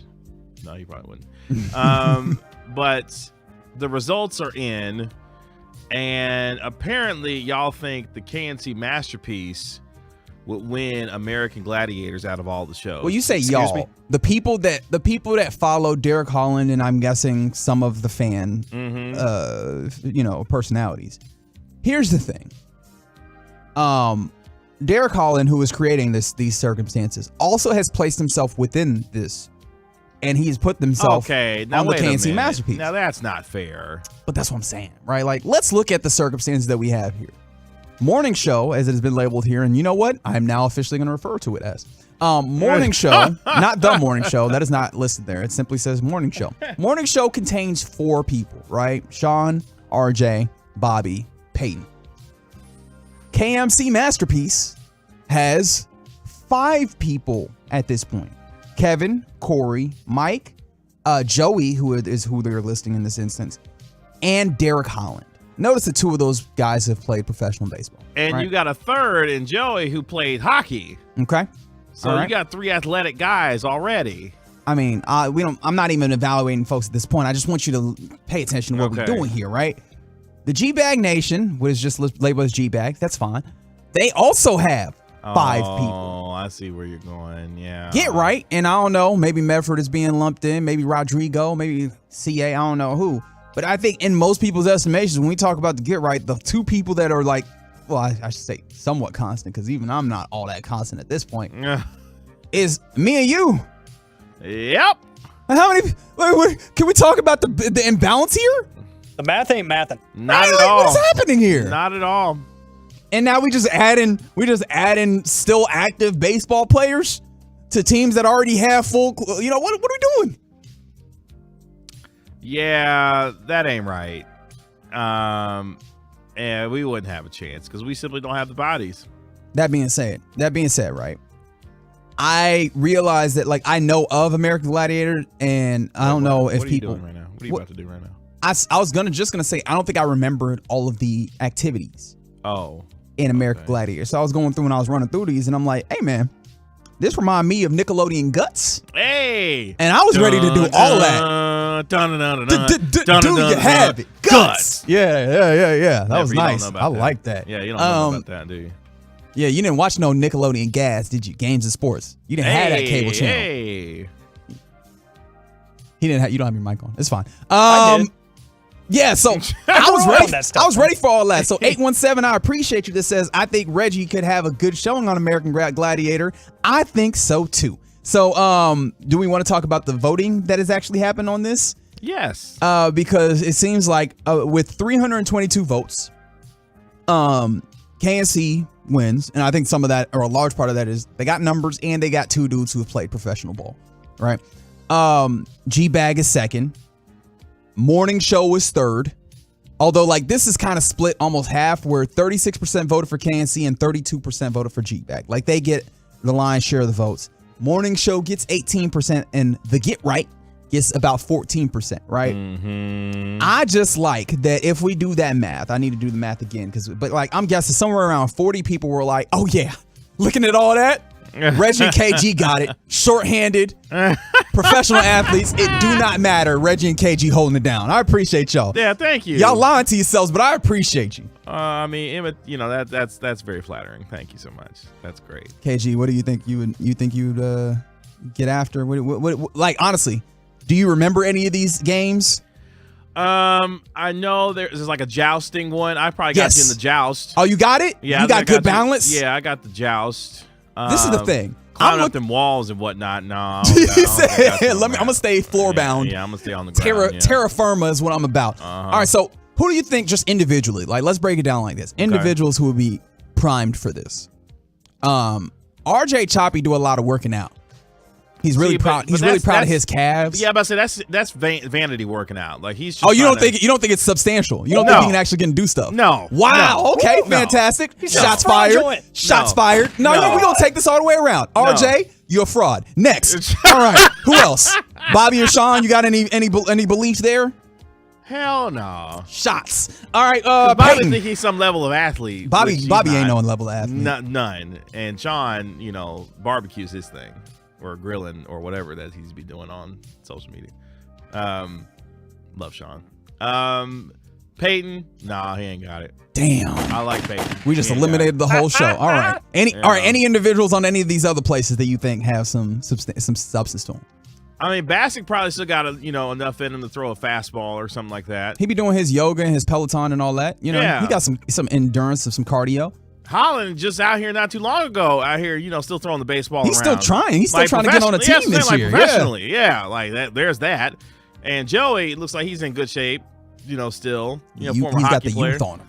Yeah, exactly. Got some youth on him. So yeah, this is definitely skewed toward. And he's try hard guy. So Corey gonna try hard to do. I don't know if Corey got it for you though. No, but that's the thing. He doesn't need it. He's try hard guy. Okay. So he's gonna give it his best effort. I'm just gonna keep assuming that you're not saying that in a pejorative way, but it could go that way. I just want you to know it could go that way. You call somebody try hard guy. Okay. Possible. All right. Okay. Effort guy. Effort is a good way of spinning it. Effort there guy. we go. Effort there guy. we go. Let's go ahead and. Wasn't he the one trying to dunk on a 9-foot basketball? He was, and he did so. Yeah, that's what I'm saying. Like, he gonna give you all he got. Kevin gonna coach you, Kevin don't like wearing shorts. I think that says a lot about. Hey, there you go. Here. There you go. G-Bag. Look, one of the things I want to point out to G-Bag. Chiafalo is a false, you're going to get false confidence there. Not from him, but in you. You think, hey, that dude looks active. That dude's back is shot. How about he got a trick back? And the trick backs don't stop tricking. Yeah, he's done. Broadus had his day, athletic-wise, He gonna scout the hell out of the gladiators. Oh yeah, you gotta add that knowledge that he dropping on them. And Gavin, boys, you want to get low, keep your center of gravity.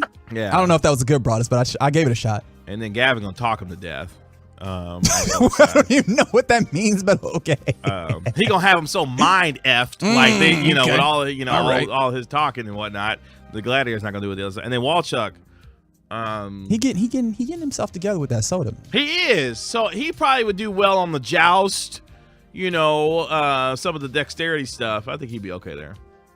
And then there's us. You forgot Lucius. Dang, that's crazy. And Lucius, military guy. He got this. He can carry the part of the group. Well, he got a little bit of ankle situation. But that was recently repaired. You know what I mean? That's he got bionic man situation. Oh, yeah, he got the bionic ankle now. So actually, G-Bag might not do too bad. There you go. So I just think that I'm out here giving y'all buckets. All right, that's all I'm saying. I think I'm giving y'all buckets. Whatever y'all want. I got balance. I'm out here doing cardio all the time, still hooping. I think I'm giving y'all buckets. Brother 972, what's that about?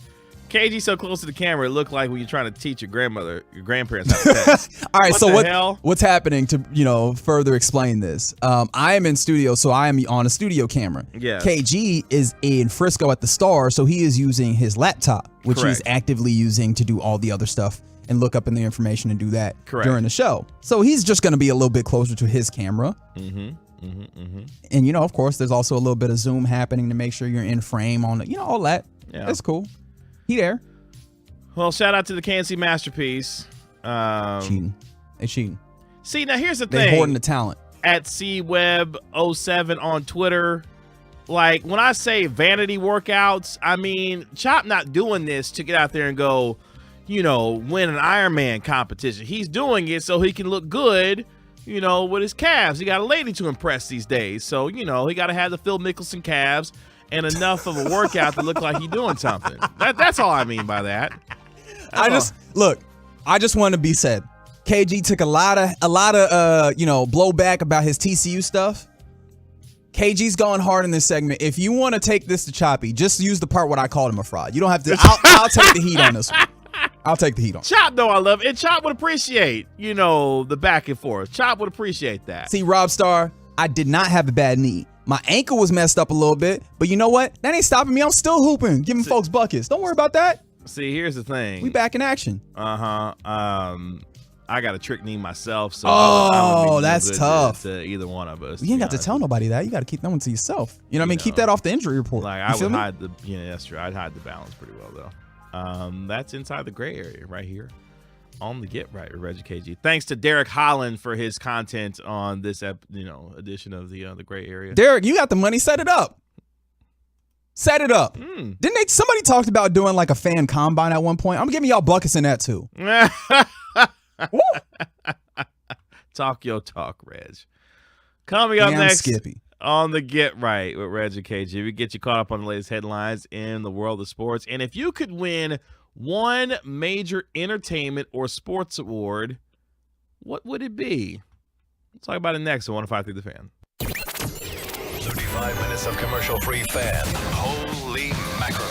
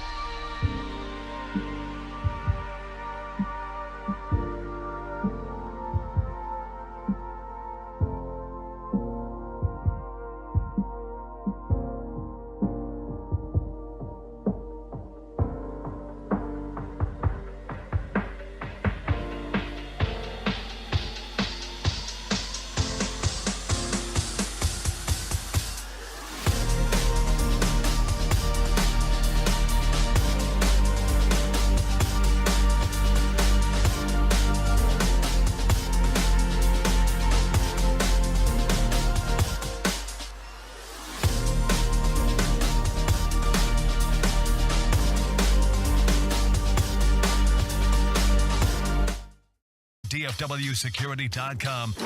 It's time for the Get Right on 105.3 The Fan. Final hour of the Get Right. We're Reggie KG on 105.3 The Fan. Kevin Gray, Reginald Atatula. Give me y'all buckets. Alec Medford Rigo holding it down here on You Turn It On, Leave It On station. Appreciate you joining us on Odyssey and the Odyssey app. Going to get you caught up on the latest headlines in the world of sports on this Wednesday night. Before we get into our random thoughts of the evening, the TruckRed.com text line 877-881-1053. 877-881-1053 if you want to get in on the conversation. It is a hump night edition as we get you that much closer to the weekend. I know. I'm sorry I got a little distracted because as I was scrolling through the Twitter timeline, I came across this where, Albert Breer does his, weekly columns in Sports Illustrated covering the NFL. And apparently he's got some intel when it comes to who the New England Patriots may be considering for their new offensive coordinator. Oh, they're actually going to hire an offensive coordinator? Mm-hmm. That's nice. You want to take a wild guess, gentlemen, who Albert Breer shares what he heard about the reports? I think it could be Josh McDaniel. No, he kind of has a job right now. They ain't fired him yet? No. Dang, okay. No. They can't afford to fire him anyway, so. Yeah, they are cash poor. Well, all right. Yeah, I have no idea who they could hire. See if Medford take a shot at it. Medford's doing stuff right now. Oh, okay. How about Cliff Kingsbury? Gross. Why would you do that? Well, Cliff Kingsbury at one time was in a Patriot uniform. You remember that? No, I don't. Oh, you don't remember that? Absolutely don't. Yeah, Cliff Kingsbury, excuse me. Yep. That was it. At one time used to be a New England Patriot. And it would make sense if Bill Belichick, wanted to bring him to that football team. You still haven't eaten, have you? No, I have. Oh, you have? Yeah. Okay, you bringing that slow well, energy. I wanted to think because I couldn't think like this really could happen. Like this actually could happen. Yeah, I mean it can. Doesn't mean it's a good idea. I mean it's not a good last idea. offensive coordinator idea wasn't a great idea. But why I asked if you had eaten is because you've been given some energy that felt a lot like this. I'm sorry, I just wanted a Frosty. Oh, wow. Wow. I thought we were so much better than that. No, we're not at all. Clearly not. Clearly not. Wow. No, you just feel like you need a little pep. You need a little bit of, you need something sweet to help you, get that energy back, That's all. That's all.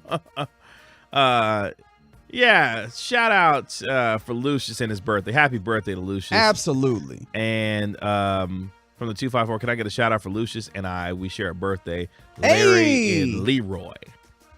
Shout out to Larry and Leroy. Happy birthday to you. Where's Leroy or Leroy or whatever that is? I don't know. I like saying Leroy. It's fun to say, ain't it? It is. It's fun to say. But yeah, Cliff Kingsbury could be failing upward to the offensive coordinator job in New England. Why not? I mean, why not? Why not at this point? Why not? That's how we kick off some of your headlines here on this Wednesday night. How did things finish up in Austin? We haven't finished yet. It is 78-75 in favor of the number 10 team Texas over the number 10 or number 17 TCU. Okay. There are 6.2 seconds left in this contest, and TCU has the basketball, so they're probably going to need a 3-point shot. That's what I'm guessing. Maybe they go for a 2 and try and foul game it out, but there's not a lot of time left in this game. So okay, yeah, it's real tight, and it's a good one for a number 10 versus 17 matchup amongst Texas foes. Okay, all right. So TCU and Texas getting it on tonight. Why'd you say that? I don't know. Okay. Just felt good. Congratulations to Naomi Osaka, who will not be playing tennis in 2023. That's because she's about to be a mom. Yeah.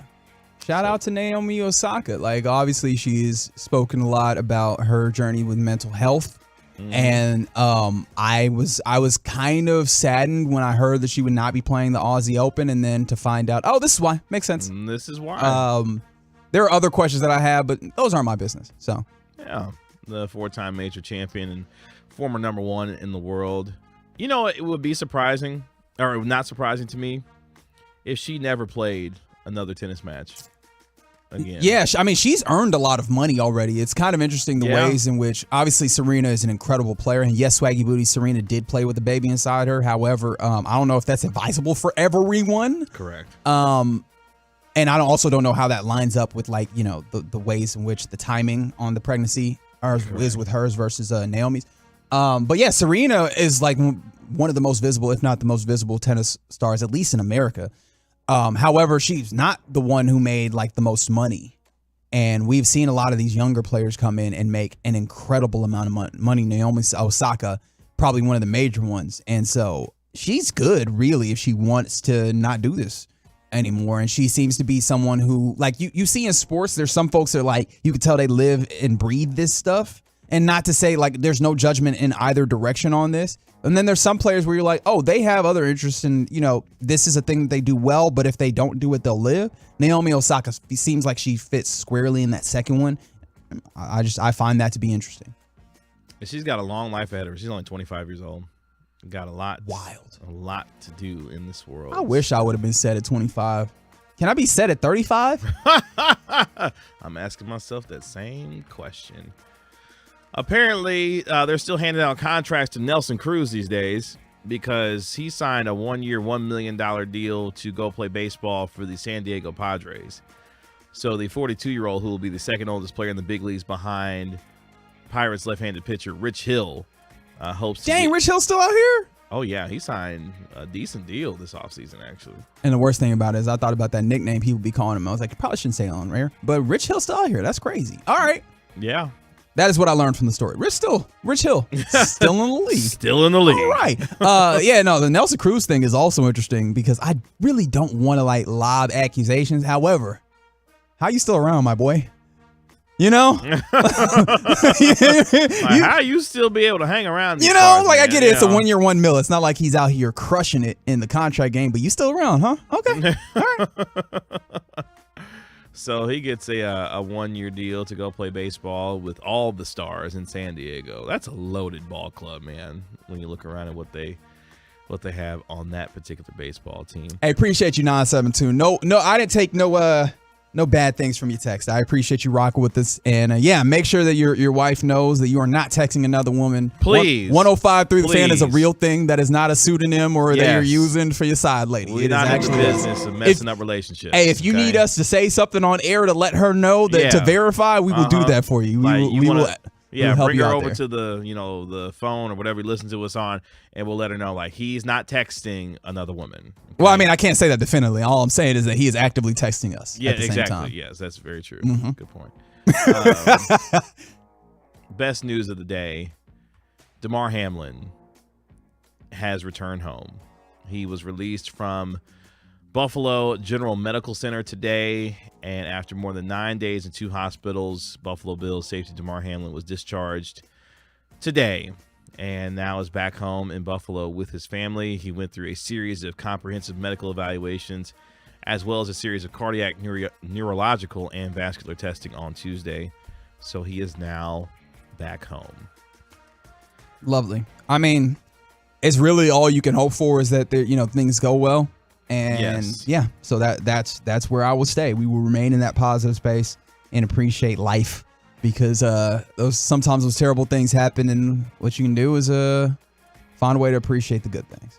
What an unprecedented 9 days it's been in the National Football League after all of that took place on Monday night. And the best news that Damar Hamlin continues to be going in the right direction in terms of his health there. Absolutely. From the 817, y'all being some haters, man. That was not what the 817 said. I'm just saying, y'all being some haters. From the 817, I think you guys should respond with the text to that guy's girlfriend and stir the pot. Don't do that. Come on now. Don't do that.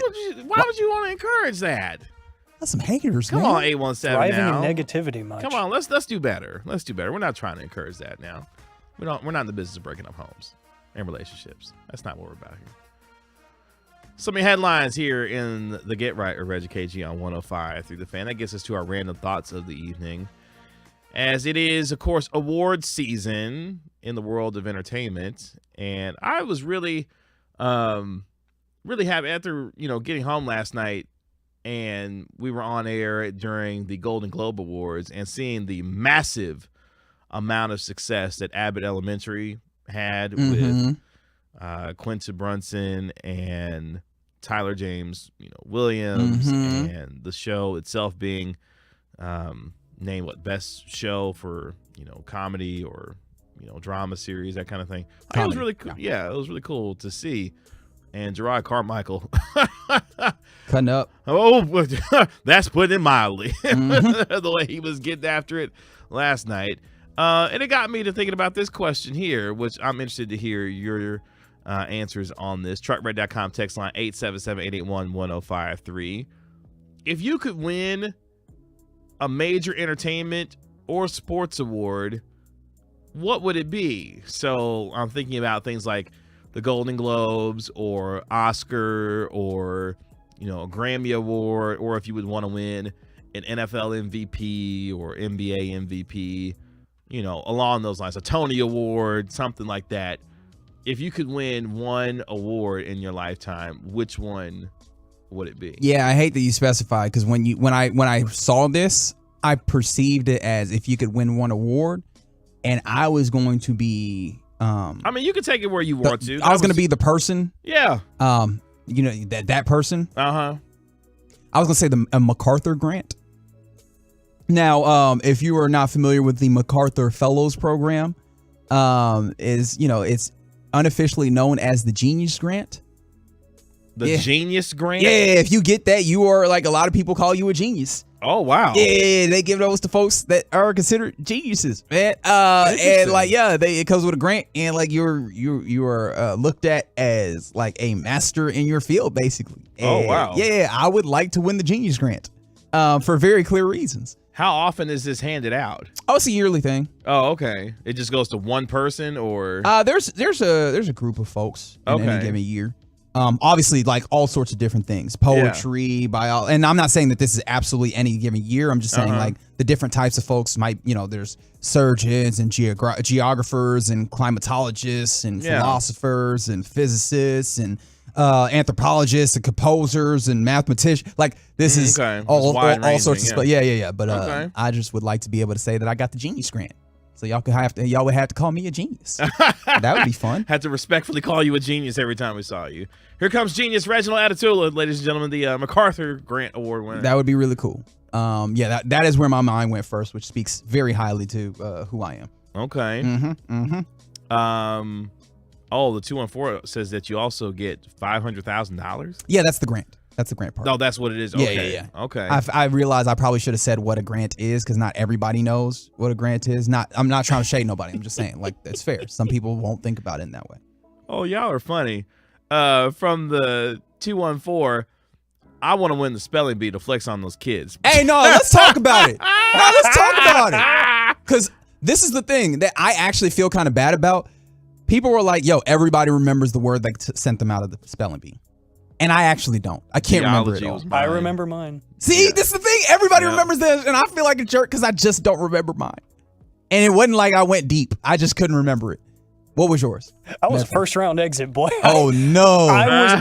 So when I tell you, anybody that knew me growing up or in my family knows that I did not talk as a kid. I was so shy, so I was shaking up there on stage. They gave me the word learn, and I forgot the R. Oh, no. Oh, no. Because I got nervous. Got you? Of course. Yeah, it really is the nerves. It was the nerves because at practice, boy, I was whooping these kids.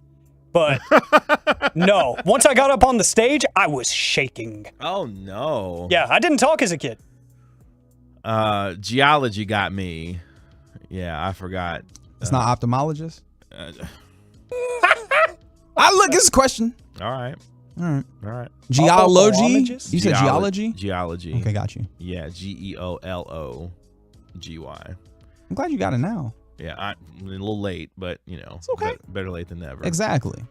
Let's see here. From the 682, they would want to win the Rookie of the Year award for Major League Baseball.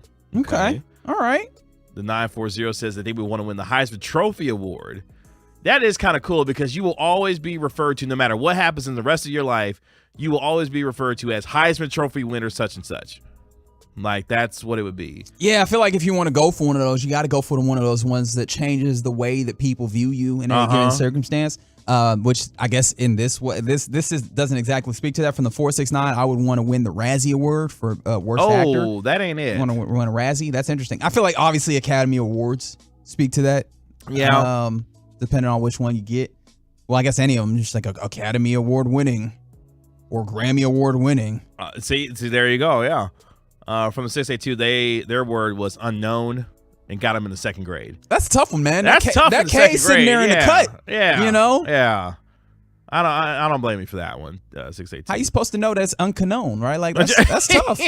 That's tough. You only in second grade. Oh no. You're still trying to tie. Well, maybe not. You're still trying to tie your shoes, but whatever. A 214 said I made it to the top 5. I misspelled Cabana. That's tough. Yeah, that's tough too. Yeah, it's tough. Let's see here. From the 214, another 214, they would want to win the NBA Finals MVP. That's high award, man. Yeah, another one from the 214. You would appreciate this one as well. The Ballon d'Or award. Yeah, the Ballon d'Or, man. Best player in the world, because that probably means that you're gonna get a nice transfer fee. Oh boy, and get yourself a nice set of wages. It's gonna be good. Oh, I like this one. This was unique. From the 682. They would want to be the Iron Chef.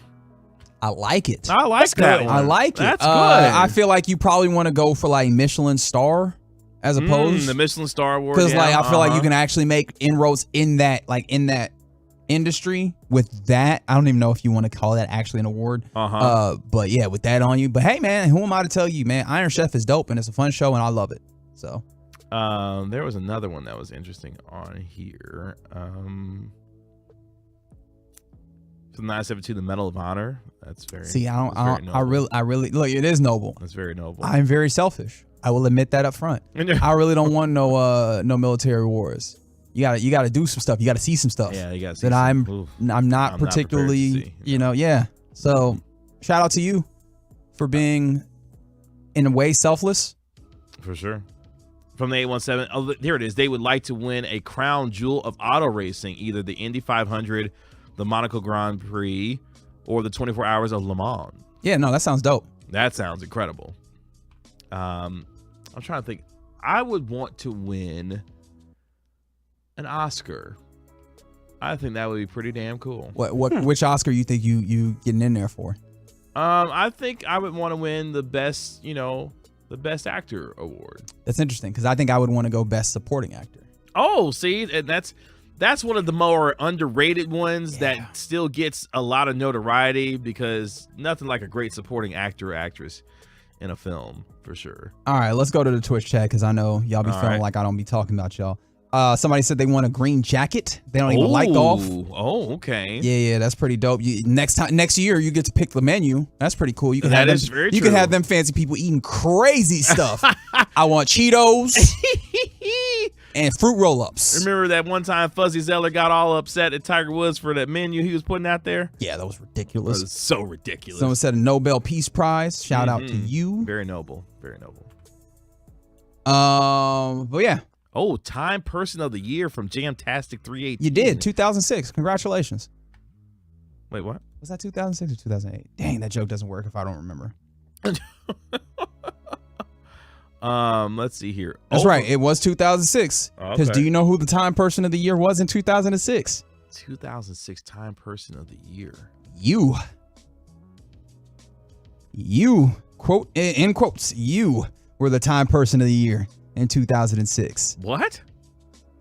Yeah, man. Like all of us? Yeah, they wanted to recognize the millions of people who anonymously contribute user-generated content to websites like YouTube, MySpace, Facebook, Wikipedia. Obviously, this was a time where you had a lot of, the internet growing with, Web 2.0, that interaction. Because previously, Web 1.0 was just like, yo, there's stuff on the internet, and you browse. Web 2.0 was this next place where like, hey, we are now interacting. It is now just like this two-way space. And so, like, obviously, you have a lot of YouTube and, Facebook, those types of things that are user generated, people getting on there and adding. So they were like, all you folks, and to the interwebs, you are the person of the year. So if you need to, go ahead and put that on your resume. Time person of the year 2006. Y'all starting to come with it on the truckradio.com text line. From the 469, Panther 2U in Rowlett says they want to be the sexiest man in the world. Okay. From the 214, they want to win the undisputed heavyweight championship of the world in boxing. Ooh, you got to take some beatings for that. But hey, man, go for it. From the 469, I love where you went there because they said they want to win all of them. That is an Emmy, a Grammy. The EGOT. Yeah, the EGOT, an Oscar, and a Tony Award. Jennifer Hudson, an EGOT award. An EGOT. I think Whitney, or it's Whitney. I think Whoopi Goldberg. Whoopi? God, what is happening with what? Yeah, that was a bad one. That was really bad. All right, let's go around the room. Rate the faux pas there. KG? Yeah, that was about a 10. All right. Yep. Medford? Solid 9.5. All right, yeah. Rigo. Yeah. Wait, so what now? Fantastic. Thank you for your contribution. He agrees. Yes, fantastic. Thank you. That was great. Thank you, everybody, for contributing. The 214 says that I could do a great Denzel and I would win an Oscar for it. They lying to you, dog. I know they are. They try to set you up to fail. I know. Medford would appreciate this one. From the 682, they want to win a Slammy.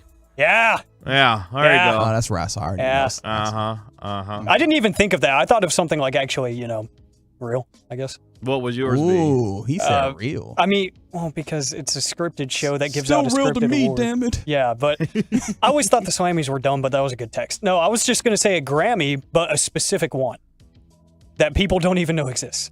Oh. Which one? Outstanding voiceover. Is a Grammy. Oh, that's real. You saw that is very real. Yeah. Like, this is something that I've wanted for a very long time because if you didn't know, voice acting is something that intrigues me and that wink, wink, I am involved in a little bit. So keep an eye on the social medias. But that's something that I would always love to give because I've seen some really big name voice actors win it.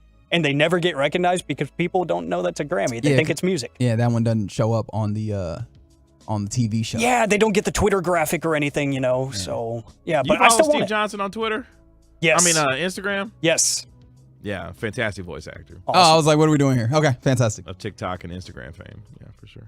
All right, y'all keep those coming in on the truckrate.com text line, 877-881-1053. I don't know what the 817 is talking about there. What? Talking about Jello shots? I don't even remember what that's about. I don't know what that's about. We both tired. Yeah, that's why Medford's going to do the next segment. What are we doing, Medford? So AM on the FM. I'm a night owl, okay? So Austin Butler is getting trolled on Twitter, and I've got the question of the day. And hey, nerds, get excited. Universal Studios is coming, and that's coming up next. Blasting out 100,000 watts of FM sports talk power and streaming.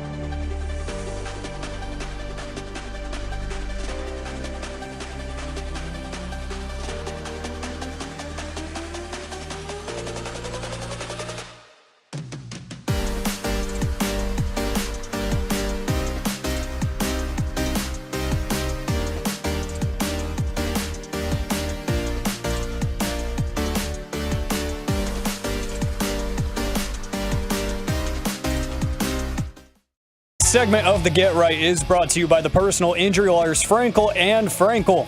There's a reason you need a special license to drive a big truck, so companies that hire drivers and put them in a big truck should be held accountable for what happens when one hurts you. Frankly, you need Frankel and Frankel. The consultation is always free. Visit truckwreck.com. Yo, I really got to stop eating this Nashville hot chicken sandwich during the break. Would you get in the acid reflux? It's so good, though. The sandwich is good, but it's just like not the right time to be eating it. But that's okay, because it's to Get Right. We're Reggie KG on 105 through the fan. If you see me, have to leave the screen for a second, it's because, I had to burp and not necessarily into the microphone. So, kind of like this, actually. Fantastic. Yeah. Well done. Yeah. While you're burping, shout out to the 817 who wanted us to give them a shout out. All right. They didn't send their name or nothing. So shout out to you, 817. Hope that you can now go home in peace, whatever that means. Okay. Yep. Shout out to Peace. No, okay. Oh, I missed that one. No, look, peace in general is great. Yes. Yep. Yes. Mm-hmm.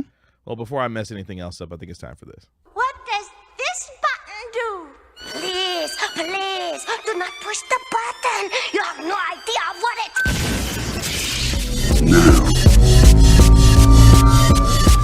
Reality can be whatever I want. Don't you dare touch that dial. Peace really is great, Kevin. I'll give you that one. Oh, thank you. I didn't hate it. Didn't hate it. Thank you. I'm going to try to make this a trend on this segment. I'm going to present you this piece of audio. The only context I'm going to give you is that this is Bills defensive lineman Dion Dawkins. I kind of look at it for what it is. I don't make it like all these giant things. Like we're going on our third date. Hopefully we can take him home. With a pause. Pause. Right. Yeah, he was talking about his matchup with the Miami Dolphins there, and how they faced each other. Yeah, they faced each other before. They couldn't get the job done before, so now the analogy is, hey, we're going on another date. Maybe they get to come home this time.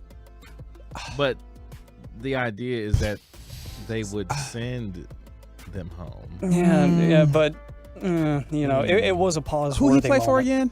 The Bills. Yeah, so they done played twice in division, right? So I guess the idea is, hey, you're gonna play them for the third time. Yeah, but how is it a date? But where's the date? Home either. You trying to get to know the Dolphins? I don't. See, I didn't get this intellectual. I just thought it was no, you're right. Yeah. But my brain needs to try and figure stuff out sometimes. So I end up in this place where I'm like, dog, what was you thinking? Like, what were you trying to accomplish? Yeah, what was happening? See, this segment is fully based on my brain, which is head empty, no thoughts. Oh, okay. All right. Yeah. Okay. No, you're right. I will roll with you. You're right. You got the intellectual juices are flowing now. Thank you for that. I don't even know how intellectual it is. I just didn't understand. It's more intellectual than I was willing to admit. So, fantastic. So I did promise a question of the day. Every day is a day. Thank you, Swaggy Booties. I love that. Question of the day. This one, it's based off of two things. One story that I'll get into, but one personal note. How important is the voice when you're trying to find the one when you're in the dating world or whatever? Just because my argument is that the sound of their voice is equally as important, if not more important, than how they look. Because you got to listen to that every day. Yeah, because certain voices can give off clingy. Certain voice can give off, I really don't need you. Voices give off clingy. Yeah. Okay. Some of them can just give straight attitude. Some of them can voices can get off some real different kinds of energy. Yeah, but I think as you get to know a person, you understand what they're actually bringing and not the perceptions that you have with their voice. Yeah, but I'm saying first impressions, that kind of thing, can be. Yeah, I guess I'm different because there's some folks that are like, she's got like a baby voice or something like that, or high pitched voice. And I'm like, okay. Oh my gosh.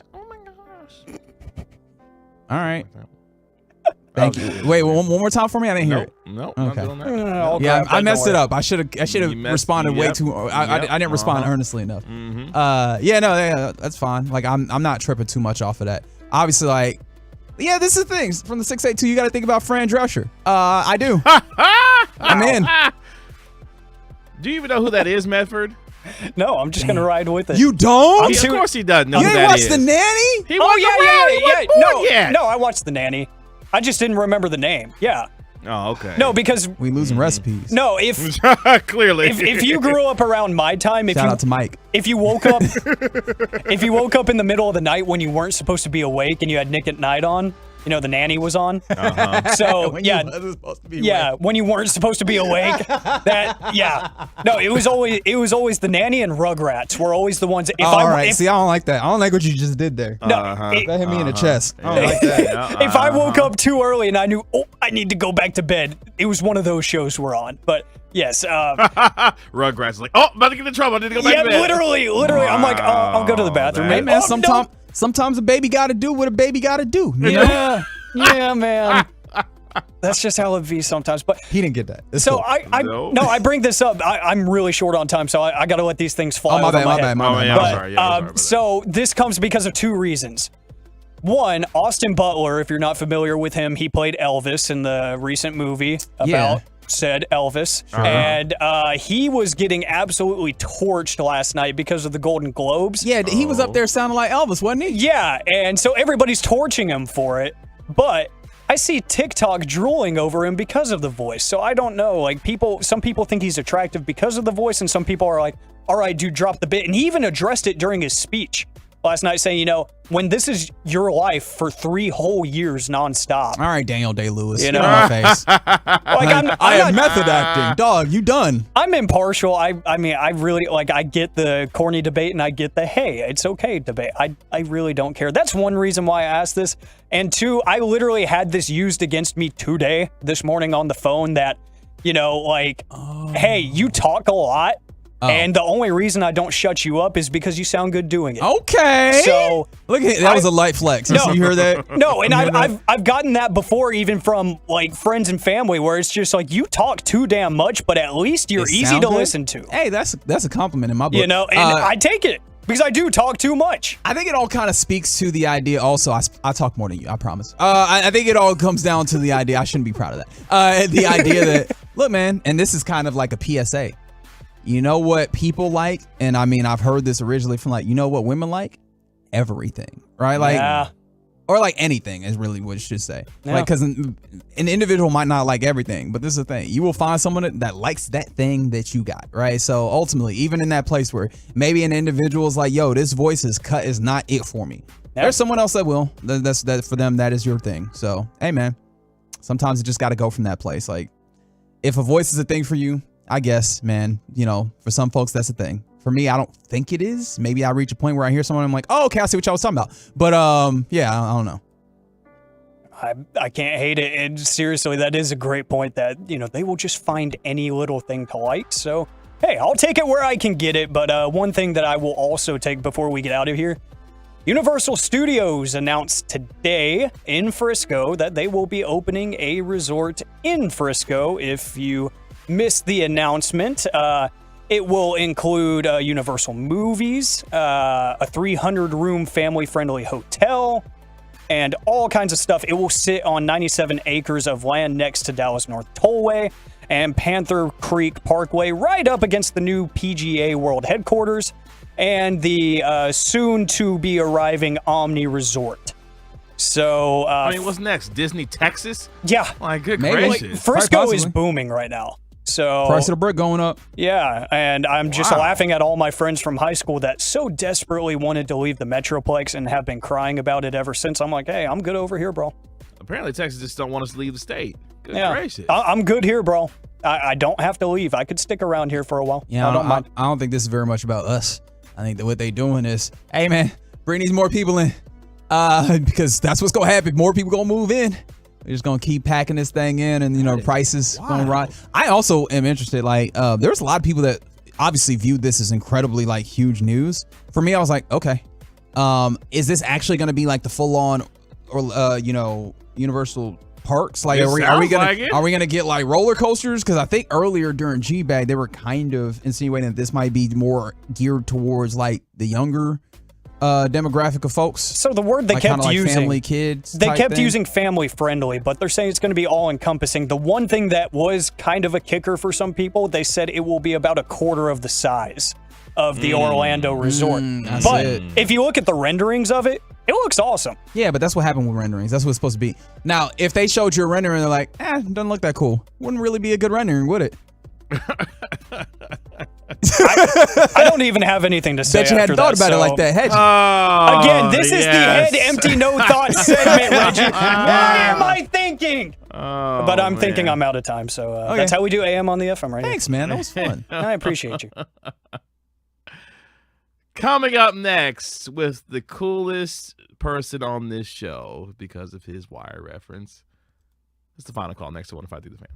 Coming up Thursday morning on Sean and RJ, our old friend Rod Marinelli previews Tampa Bay at 8:20, and then Babe Laufenberg.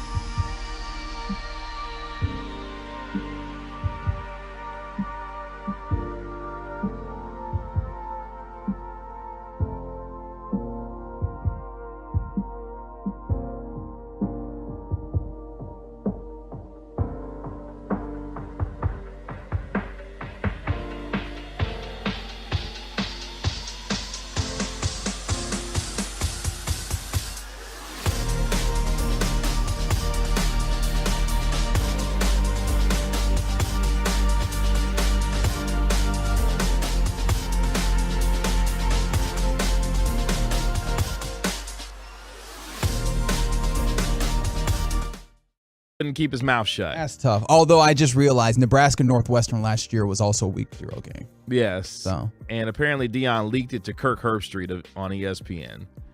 So it's not going to happen. But you still can see Dion at Ammon G. Carter Stadium when the Colorado Buffaloes take on the TCU Horned come and Frogs. get that whooping. And that's going to be a lot of fun to see. Yeah, I agree. Not so fun here. This is really kind of sad. El DeBarge was arrested today on multiple drug and weapons charges in California. Oh, no. I was going to make a joke and say, what did Trae Young do? But that's way too serious to make the joke for. Oh, yeah. Oof. Apparently, Drug and DeBarge weapon charges. Oh, my goodness. was approached by officers at a gas station around 3:40 a.m. this morning after they noticed his vehicle had expired tags. Hey, he was riding dirty. Yeah. During the interaction, they discovered the weapons and learned that DeBarge did not have a valid driver's license to operate his vehicle either. They found an expandable metal baton, pepper spray, and suspected narcotics in his truck. Hey, yo.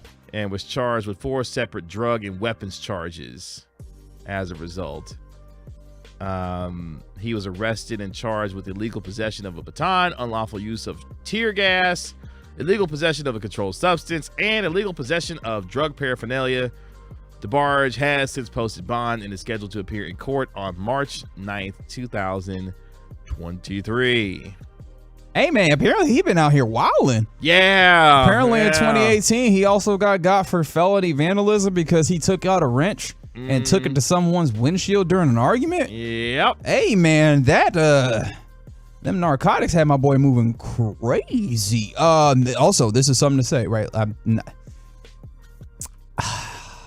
I'm stuck here, KG. Can you help me out? Because I kind of want to make a joke, but also it's not something to make light of, right? Sure.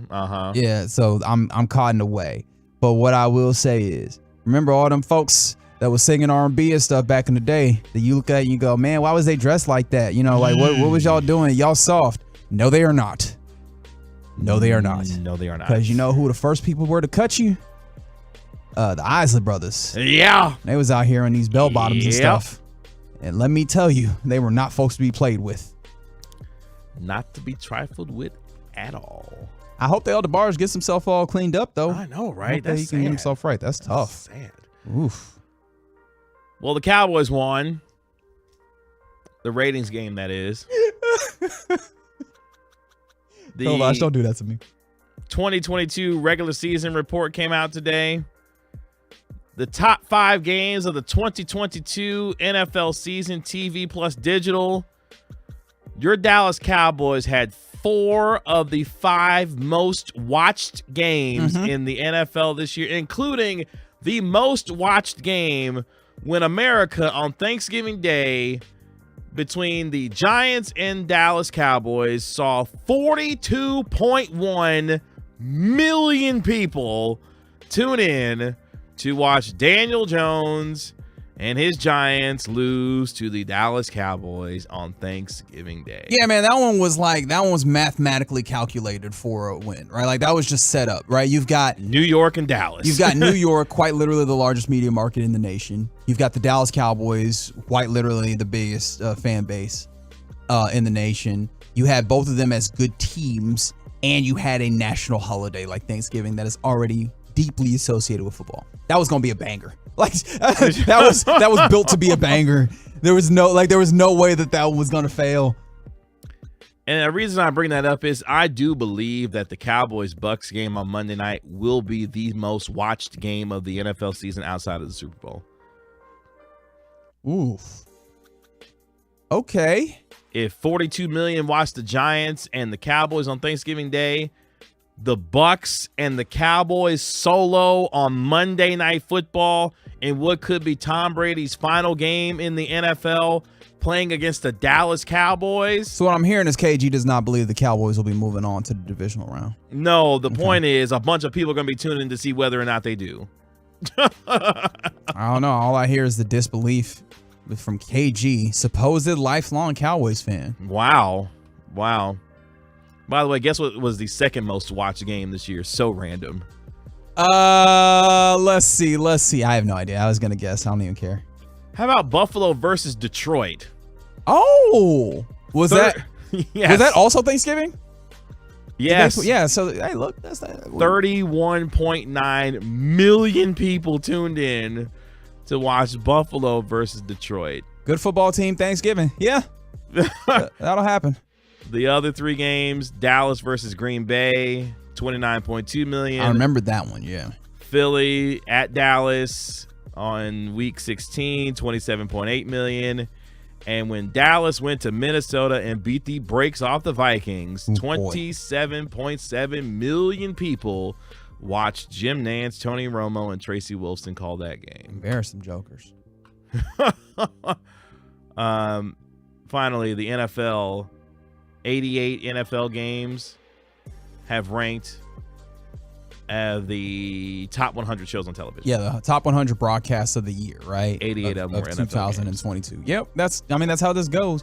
As much as we talk about, especially when we talk about live television, the only thing that's appointment at this time, a large percentage of what's appointment at this time is sports, and particularly football, because of the way that it holds just like a full national scope. Yeah, like that's why this is. That's why you keep seeing these television deals go up and up, because these TV networks realize this is how you get people to tune in. This is how you sell advertising, by having that football up there. By the way, before we get out of here, what the hell are the Wings doing with Alicia Gray? All right, so let's talk about it, because the Wings have been rumored, I guess, or it is being reported that the Wings are trying to trade, or expected, rather, is the word I'm going to use, to trade Alicia Gray last season, who really became like a fantastic veteran presence on this team, really great scorer, just kind of helped be really was the, kind of the linking pin for the entirety of the team last year.